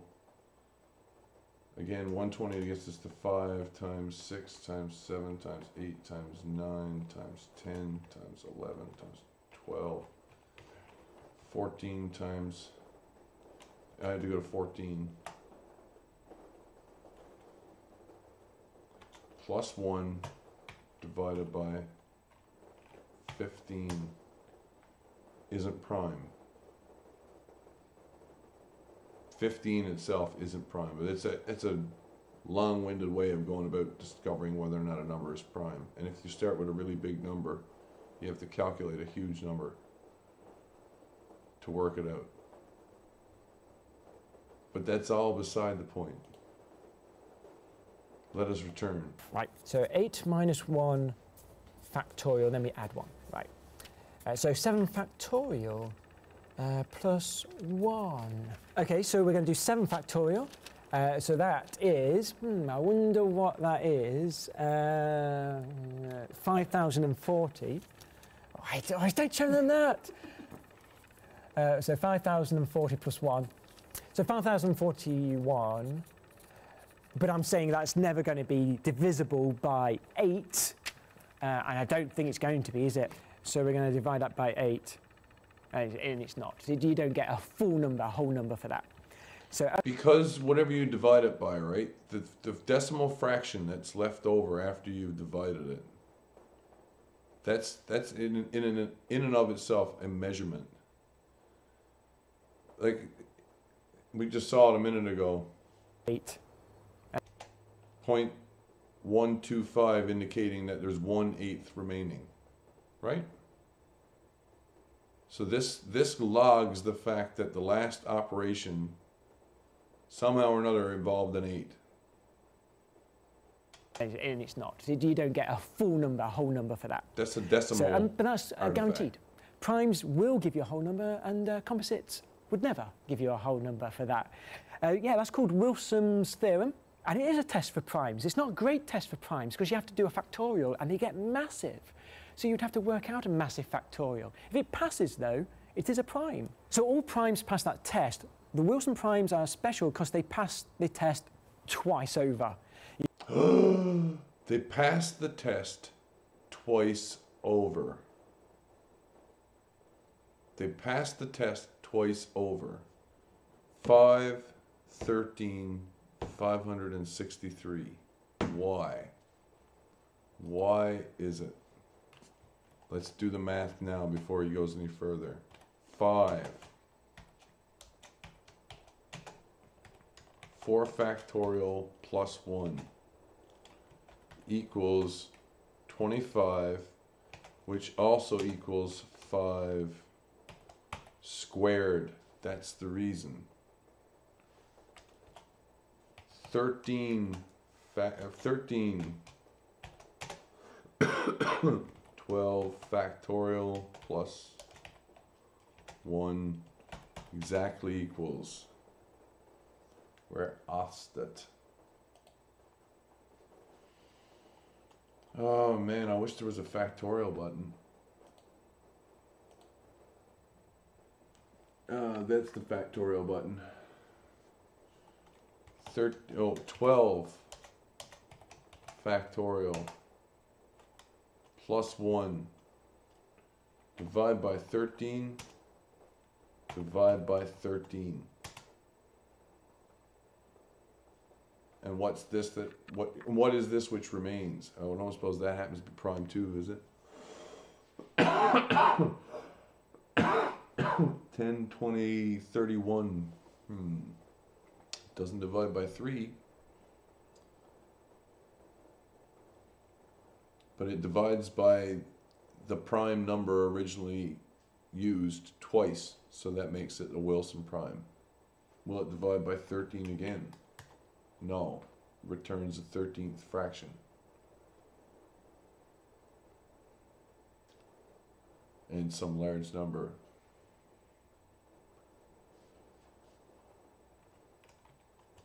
Multiplied by 13. Anything special about that one?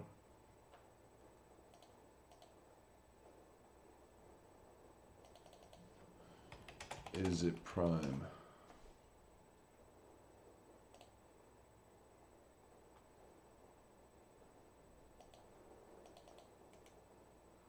Past. Check. Just so happens that that very large number times 13 squared, that large number is also prime.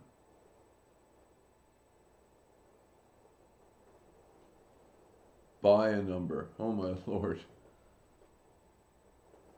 This is also a prime number. Wow. Mean to say he didn't, I don't think that was in the video either. This one is prime as well. Ooh, cool. You can actually do it twice over. So you can divide by the prime and then divide by the prime again, and you get a whole number. So all primes pass the test once, but only these 3 that we found managed to do that twice over.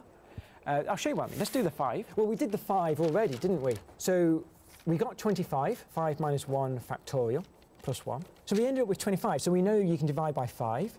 So, you know, 25 divided by 5 is equal to 5. And all I'm saying is you can divide by the prime again. So obviously 5 divided by 5 is 1. So that would work. Other primes wouldn't do that. So we see a prime passing it once and then failing the second time. I want to see 13. Do you want to do 13 first? Yeah. Let's do it with 13. Let's see what we get. So we're looking at 12 factorial plus 1. Let's see what you've got. 12 factorial. Brilliant. Big number. 479,001,600. Plus 1. Plus 1. Plus 1. All right. Let's see if the prime divides it. Do you think it's likely? Divide it by 13. Yep, it divides perfectly. Wonderful. But all primes do that. Does it do it twice? Yes, it does. It does it twice. So 13 is a Wilson prime, as is the last one I've got here, 563. Do you want to see something fail, just to check? Yeah. Pick a prime. 7. Yes, let's do 7. Let's do 7. Small, isn't it? Right, first I work out how to clear That's that one, right. 7.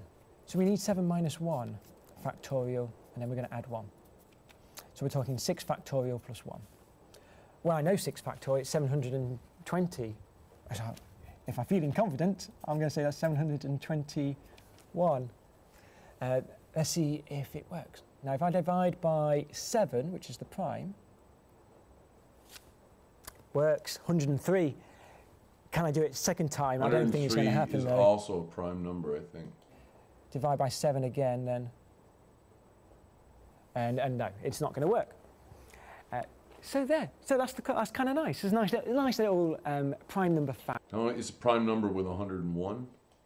There's no great use for it, prime. but why do we have to do everything for application? This is just a great little prime number fact. Now that we know what Wilson primes are, let's have a look here of the Wilson lemma. That was just the original result. That was just this one here. So I'm saying that primes can do this at least once. Let's just see if that's true. So we're going to prove that. So we're going to get some more brown paper. And a whole other video, which I'm not going to get into. Here comes the third one. This one's about fifth roots. Listerine Total.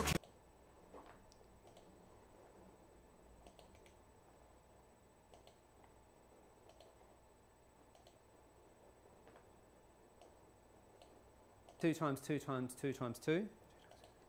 2 times 2 times 2 times 2 times 2. 32. Okay. 2 multiplied by itself 5 times is 32.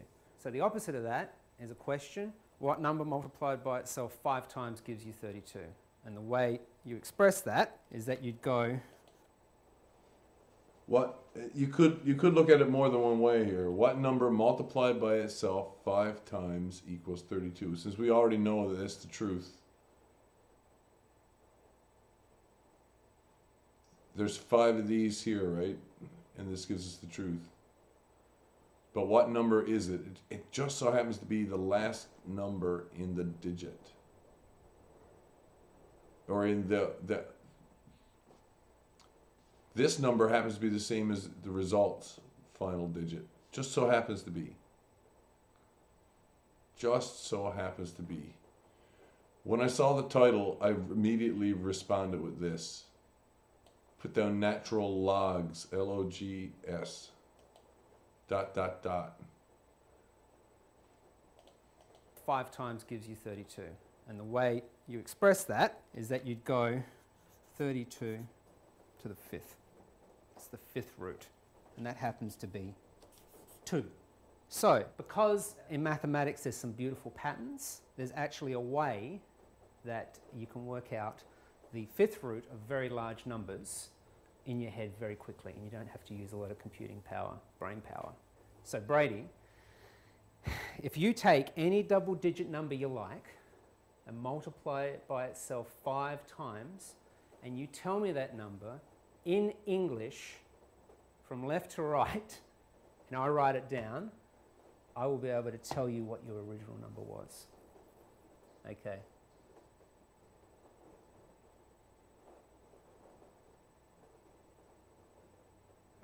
Okay, you got a number? Yep. Is it big? Yeah, it's big. You ready? Okay. 79 million. Wait a minute.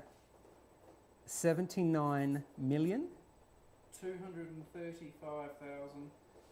235,000? 168. 168. So your number is 38?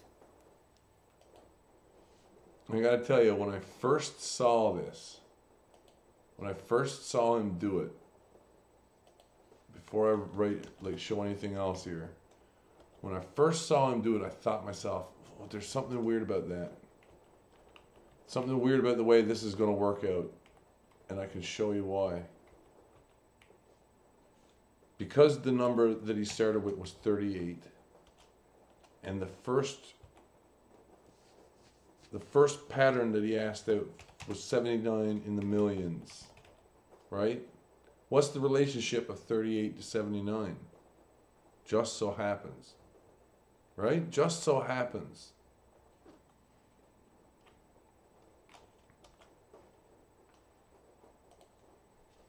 Well, yes, it is. It is? It is. Okay. Very good. How'd I do it so quickly? Genius. We're gonna. Well, obviously not. I did it because there's a pattern in the numbers. Okay, so it's actually to do with.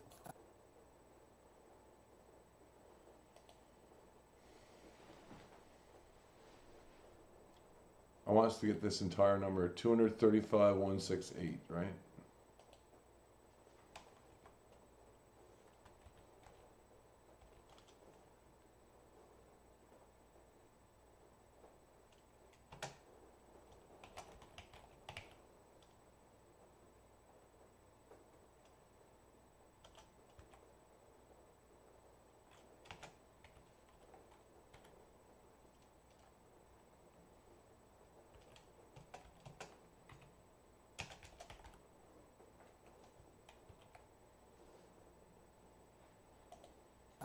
A wonderful mathematician, Euler. This is Euler's theorem. I'm not actually going to write down what Euler's theorem is. Euler's I'm actually theorem. going to show you a result from Euler's theorem. He isn't writing down the original theorem, but he's writing down one of the results which are derived from, is what he said, right? In this case, the base 10 result in English logs the original value. And then I had the semicolon. When he dropped it, that's how I first looked at what he was saying here. The base 10 result in English, the way he says it very carefully. I want you to read the result out to me in English from left to right, so that you can clearly, like when you determine millions, thousands, or whatever place number you're telling, where the comma is, this comma is a logging trick. Quite literally, the logging. The way that it would log if you were to write down the numbers sequentially. For any number a raised to the 5th power is equal to some multiple of 10 plus your original number a. So you can get that from Euler's theorem. Now that's not the theorem itself, but I just... It's not the theorem itself, but you can get that out of the theorem. Any number to the 5th power, which is why we're looking at 5th roots, is some multiple of 10 plus the original number. So the original number will be added to whatever is at the end if you've multiplied it by 10. Multiply it by 10 to have a 0 at the end, add the original number. So you can get that from Euler's theorem.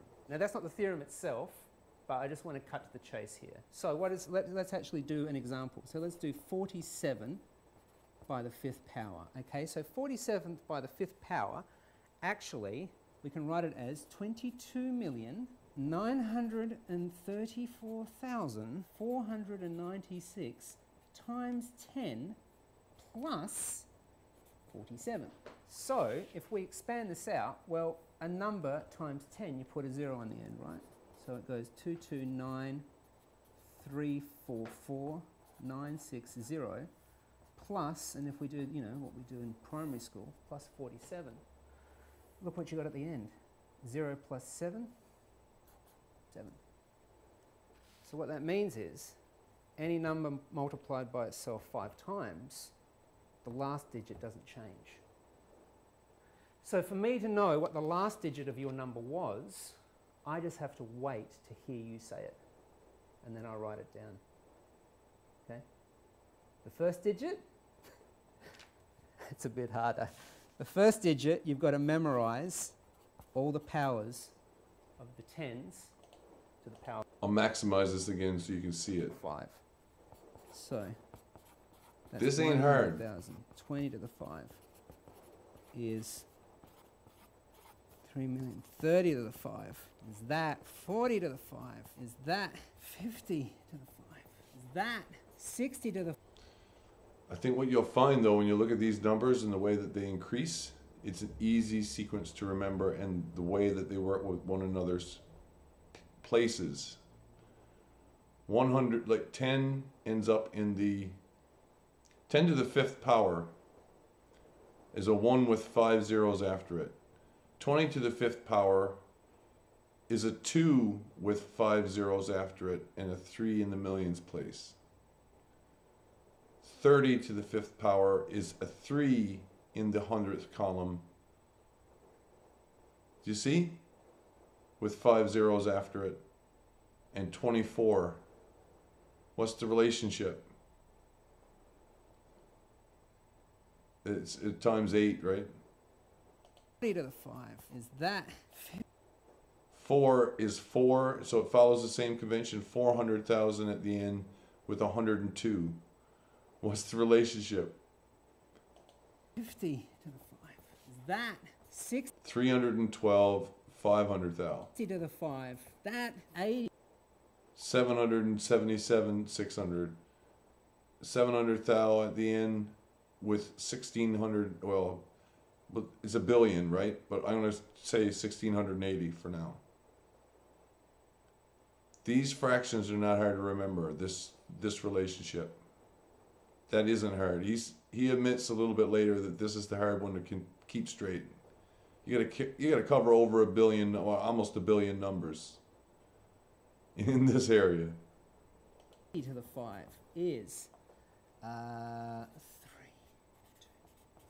2, and 90 to the 5. Now, an interesting point here, all right, is that these numbers, you can notice. This is like memorizing the Dewey Decimal System or something, or like if you were really good with a bunch of indexed numbers and you had them all divided by where they're in, well, whatever their number is, just by this listing for any 2-digit number, you can cover over this many possibilities. 2-digit numbers with a 5th, like to the power of 5, raised to the power of 5, give you this many possibilities. 1, 20, 2, 33, 44. See that? These numbers are all the same. It goes 5, 6. It's the same as that number there. And the reason why is because of that, if you think about it. So when you said the number, Brady, all right? So you said 79 million. Automatically, I thought 79 million.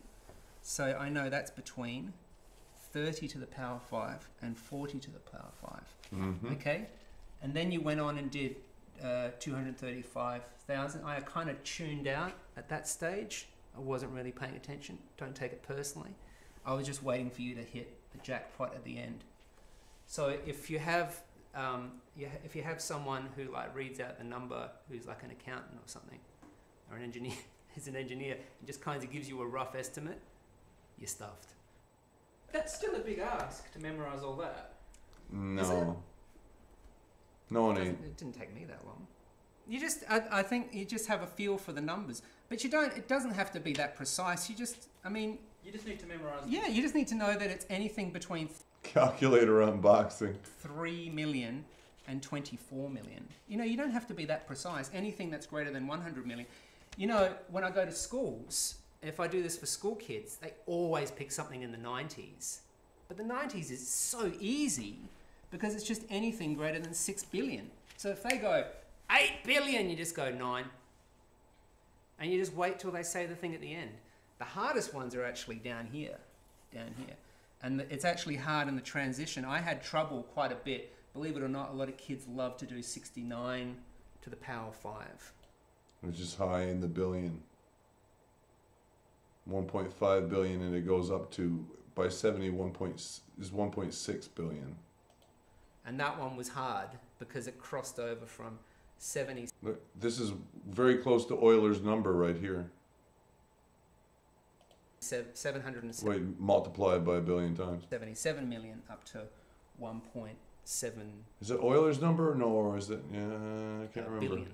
And that was a bit hard, but I got used to it.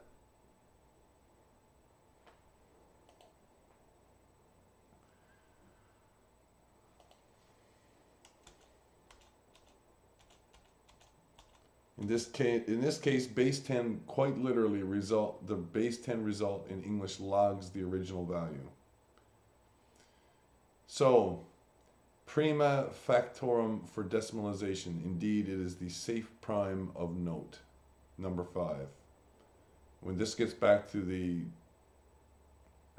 one that was mentioned up here, the fifth business. 2 squared plus 1, following the middle one here, the factorial method.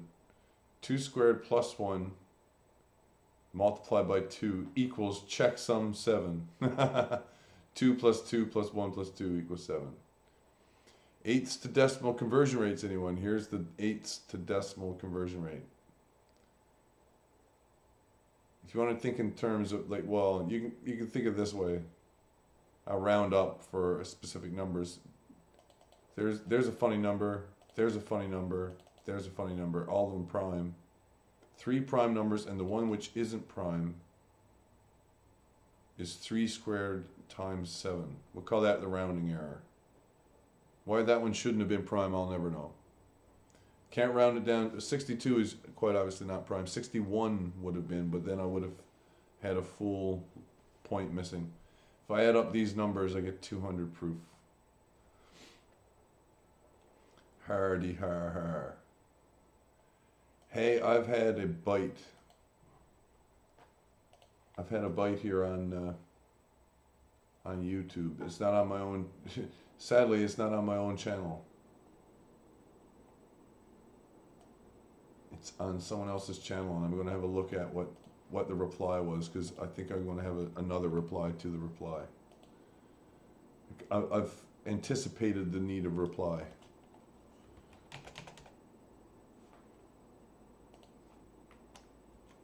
Oh no, that needs to definitely be down a page.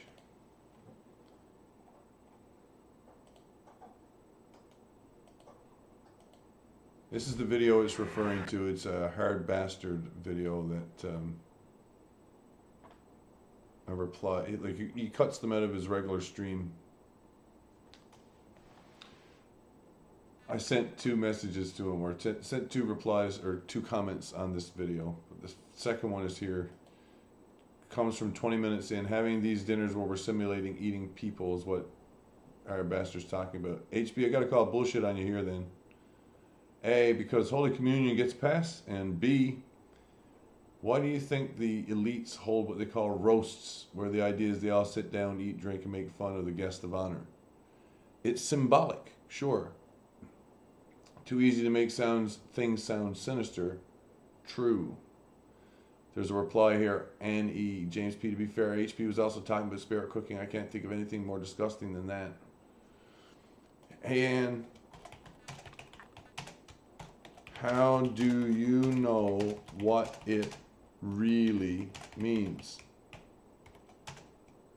Or are you guessing as to what it must mean? It must mean in quotation marks.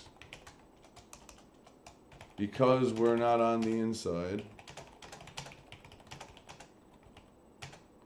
Because I'm sorry. I'll do this the better way. Because I'm not on the inside of this cult. I don't presume to know what it means. What the cryptic words mean.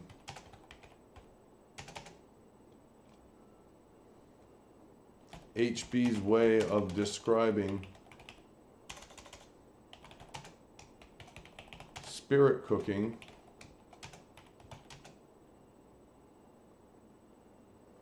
was to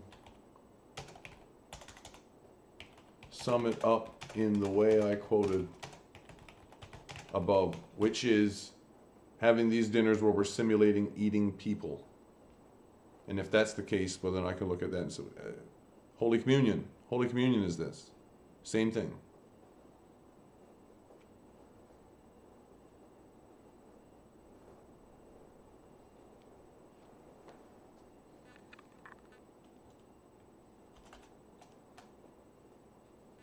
This isn't in defense of spirit cooking. it's in opposition to fantasy and double standards.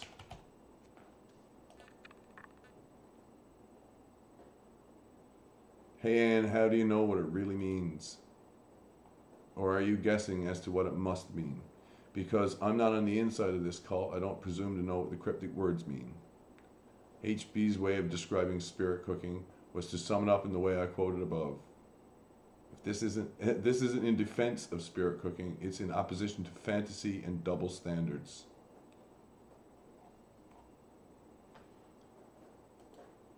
Yeah, see? Yeah. Mind that tells you.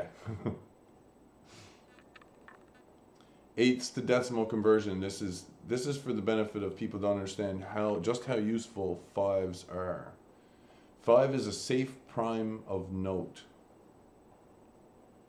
5 is the thing which gets us it gives us a lot of useful mathematical tricks, more than a few. Makes some of these fractions easy to remember. So this is the actual percentage. And when you divide them, of course, if I take off this percent symbol, I'd be putting this decimal point 2 points over. 1237627. What's the difference? You add 5. Basically, you add 5, and that's it. So here's your half, and here's your whole.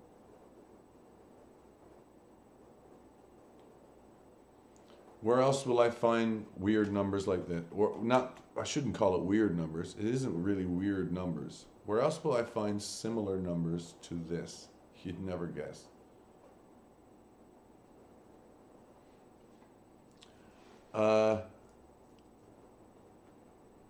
Sometimes it's called the 1, 3, 5, and 7 is where you would find it. It's 1, 16, 3, 16, 5, 16, 7, 16. Is that right? Yeah.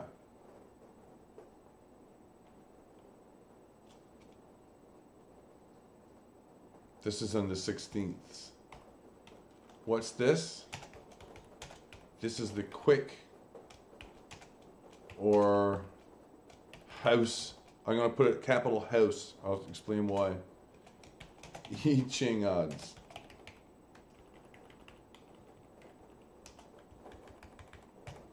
Why do I call house I Ching odds? It's not the actual I Ching odds if you use the more ancient methods of doing it. If you throw yarrow stocks, you get a different combinations. But if you use coins or something like that, this is what the I Ching odds, with presuming fair coins, this is what you'll get. For each of the different types of throw, these are the odds that you can get of any one of them. And when you add them up, of course, you find that this does cover your spread for 16. 16 possibilities are covered well here.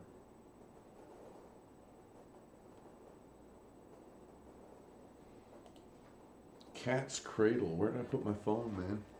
I gotta go get my phone. I'll be right back.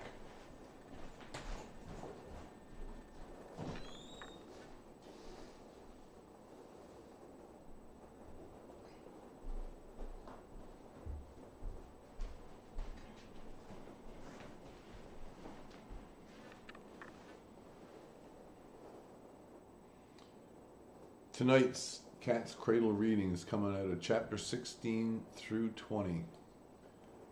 This also sums up my anything which needs to be done on a whiteboard tonight. I'm going to close that for now.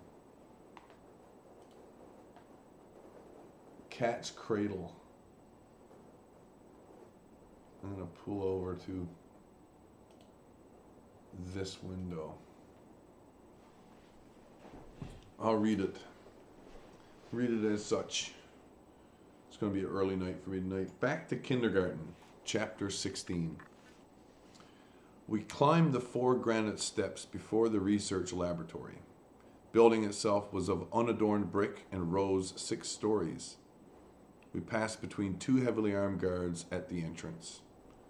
Miss Pefko showed the guard on the left the pink confidential badge at the tip of her left breast.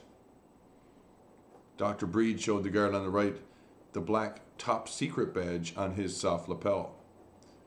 Ceremoniously, Dr. Breed put his arm around me without actually touching me, indicating to the guards that I was under his august protection and control. I smiled at one of the guards. He did not smile back. There was nothing funny about national security. Nothing at all. Dr. Breed, Miss Pefko, and I moved thoughtfully through the laboratory's grand foyer to the elevators. Ask Dr. Horvath to explain something sometime, said Dr. Breed to Miss Pefko. See if you don't get a nice, clear answer.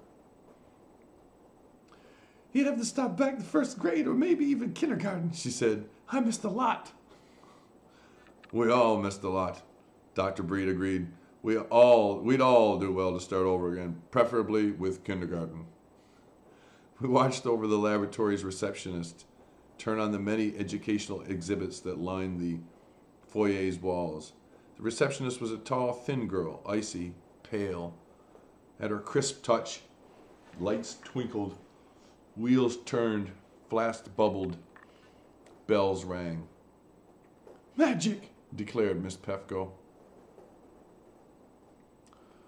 Sorry to hear a member of the laboratory family using that brackish medieval word, said Dr. Breed. Every one of those exhibits explains itself. They're designed so as to not be mystifying. They're the very antithesis of magic. The very what of magic? The exact opposite of magic. You couldn't prove it to me. Dr. Breed looked just a little peeved.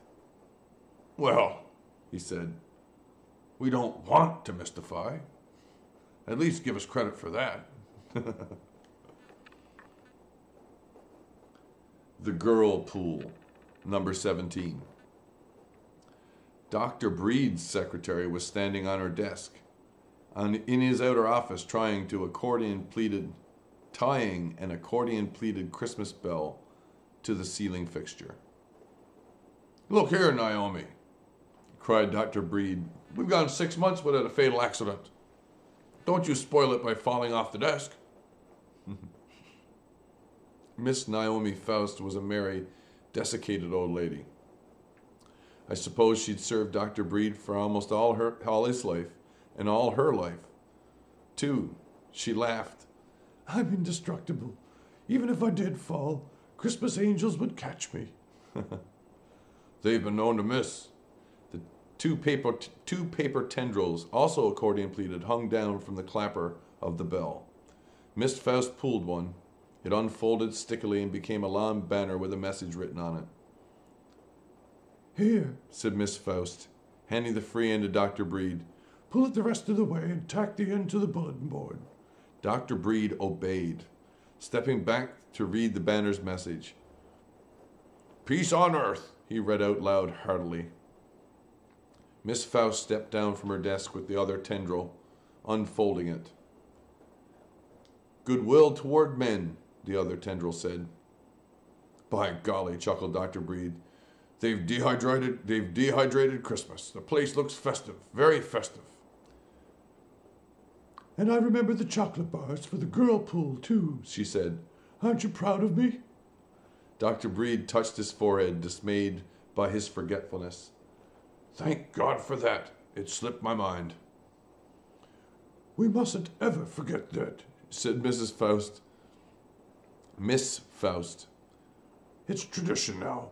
Dr. Breed and his chocolate bars for the girl pool at Christmas. She explained to me that the girl pool was a typing bureau in the laboratory's basement. The girls belong to everybody with access to a dictaphone. All year long, she said, the girls of the girl pool listened to the faceless voices of scientists on dictaphone records brought in by male girls. Once a year, the girls left their cloister of cement block to go a-caroling to get their chocolate bars from Dr. Asa Breed. They serve science, too, Dr. Breed testified, even though they may not understand a word of it.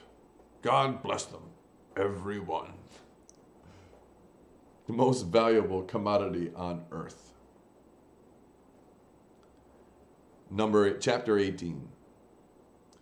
When we got into Dr. Breed's inner office, I attempted to put my thoughts in order for a sensible interview. Found that my mental health had not improved.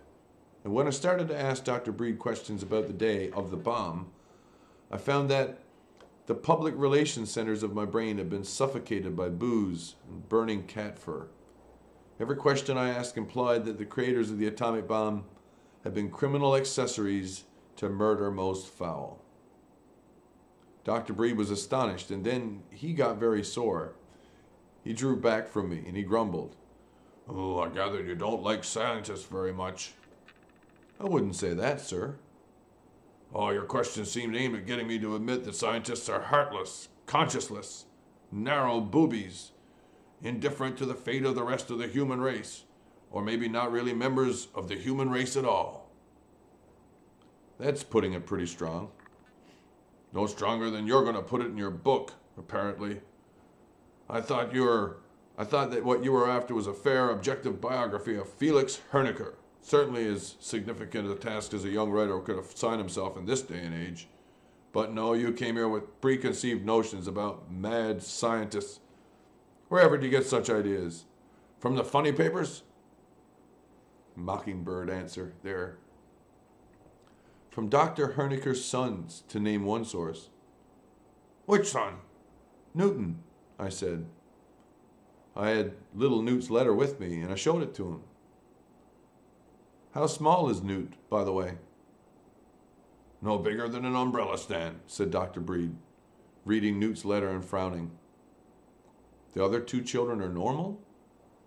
Of course. Hate to disappoint you, but scientists have children just like anyone else's children. Did my best to calm down Dr. Breed, to convince him that I really was interested in an accurate portrait of Dr. Hernecker. I've come here with no other purpose than to set down exactly what you tell me about Dr. Hernecker. Newt's letter was just the beginning, and I'll balance it off against whatever else you can tell me. I'm sick of people misunderstanding what a scientist is, what a scientist does. I'll do my best to clear up the misunderstanding. In this country, most people don't even understand what pure research is. I'd appreciate it if you'd tell me just what it is. It isn't looking for a better cigarette filter or a softer facial tissue or a longer-lasting house paint, God help us. Everyone talks about research, and practically nobody in this country is doing it. We're one of the few companies that actually hires men to do pure research. Most other companies brag about doing their research. They're talking about industrial hack technicians who wear white coats, work out of cookbooks, and dream up improved windshield wiper for next year's Oldsmobile. But here, and shockingly few other places in this country, men are paid to increase knowledge, to work toward no other end but that. That's very generous of the General Forge and Finery Company. Nothing generous about it. New knowledge is the most valuable commodity on earth. The more truth we have to work with, the richer we become. Had I been a Buchananist then, that statement would have made me howl.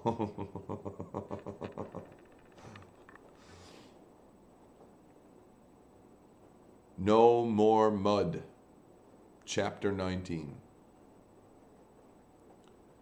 Do you mean, I said to Dr. Breed, that nobody in this laboratory is ever told what to work on?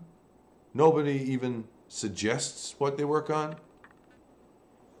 People suggest things all the time, but it isn't in the nature of pure research, man, to pay any attention to suggestions. His head is full of projects of his own, and that's the way we want it. Does anybody ever try to suggest projects to Dr. Hernecker? Or did anybody ever try to suggest projects to Dr. Hernecker? Certainly. Admirals and generals in particular. They looked upon him as a sort of magician who could make America invincible. I gotta make America invincible upon with a wave of his wand. Brought all kinds of crackpot schemes up here, still do. Only thing wrong with the schemes is that given our present state of knowledge, the schemes won't work. Scientists on the order of Dr. Hernecker are supposed to fill the little gaps.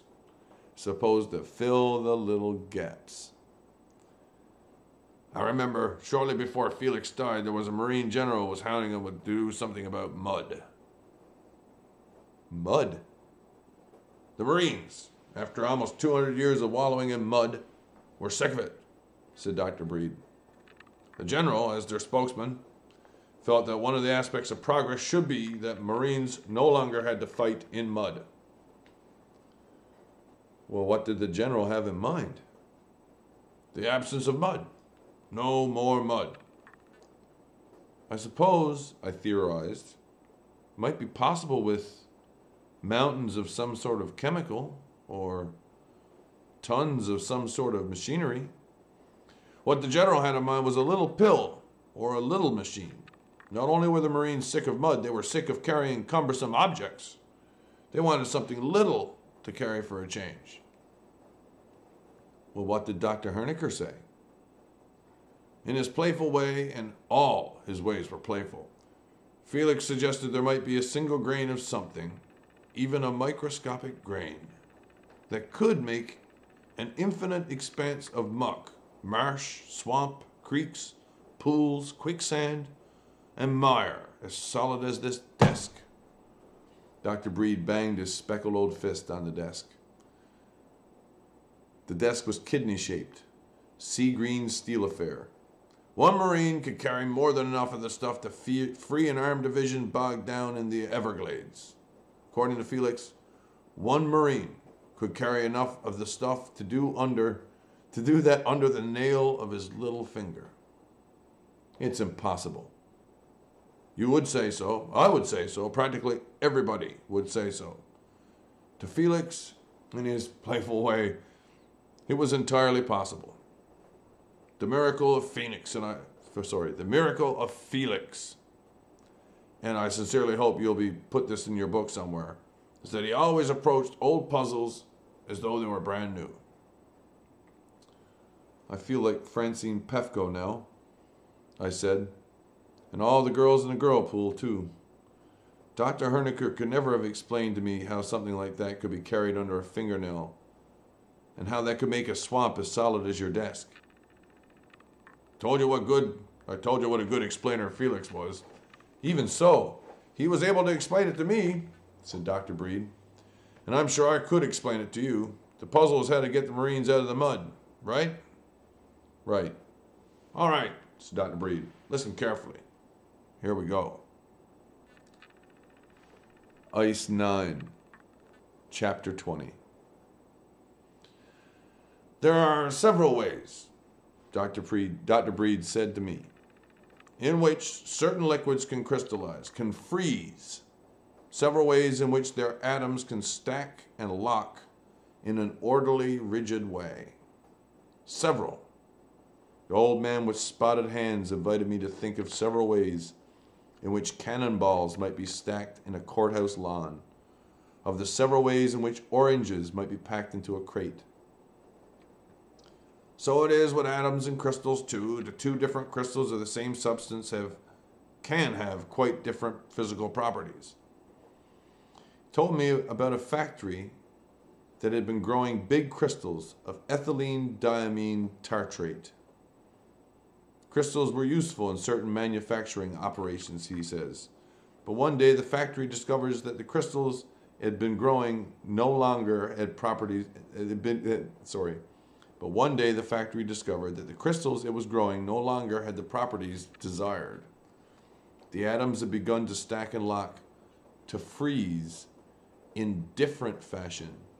The liquid that was crystallizing hadn't changed, but the crystals it was forming were, as far as the industrial applications went, pure junk. How this had come about was a mystery. Theoretical villain, however, was what Dr. Breed called a seed. He meant by he meant by that a tiny grain of an undesired crystal pattern. That seed, which had come in from God only knows where, taught the atoms a novel way in which to stack and lock, to crystallize and to freeze.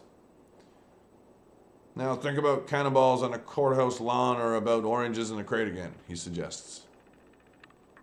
Or he suggested, help me to see that the pattern of the bottom layers of cannonballs or of oranges determine how each subsequent layer would stack and lock. That's the part of the seed process. The bottom layer is the seed of how each and every cannonball or every other orange that comes after it is going to behave, even to an infinite number of cannonballs and oranges. Now suppose, chortled Dr. Breed, enjoying himself, that there were many possible ways in which water could crystallize, could freeze.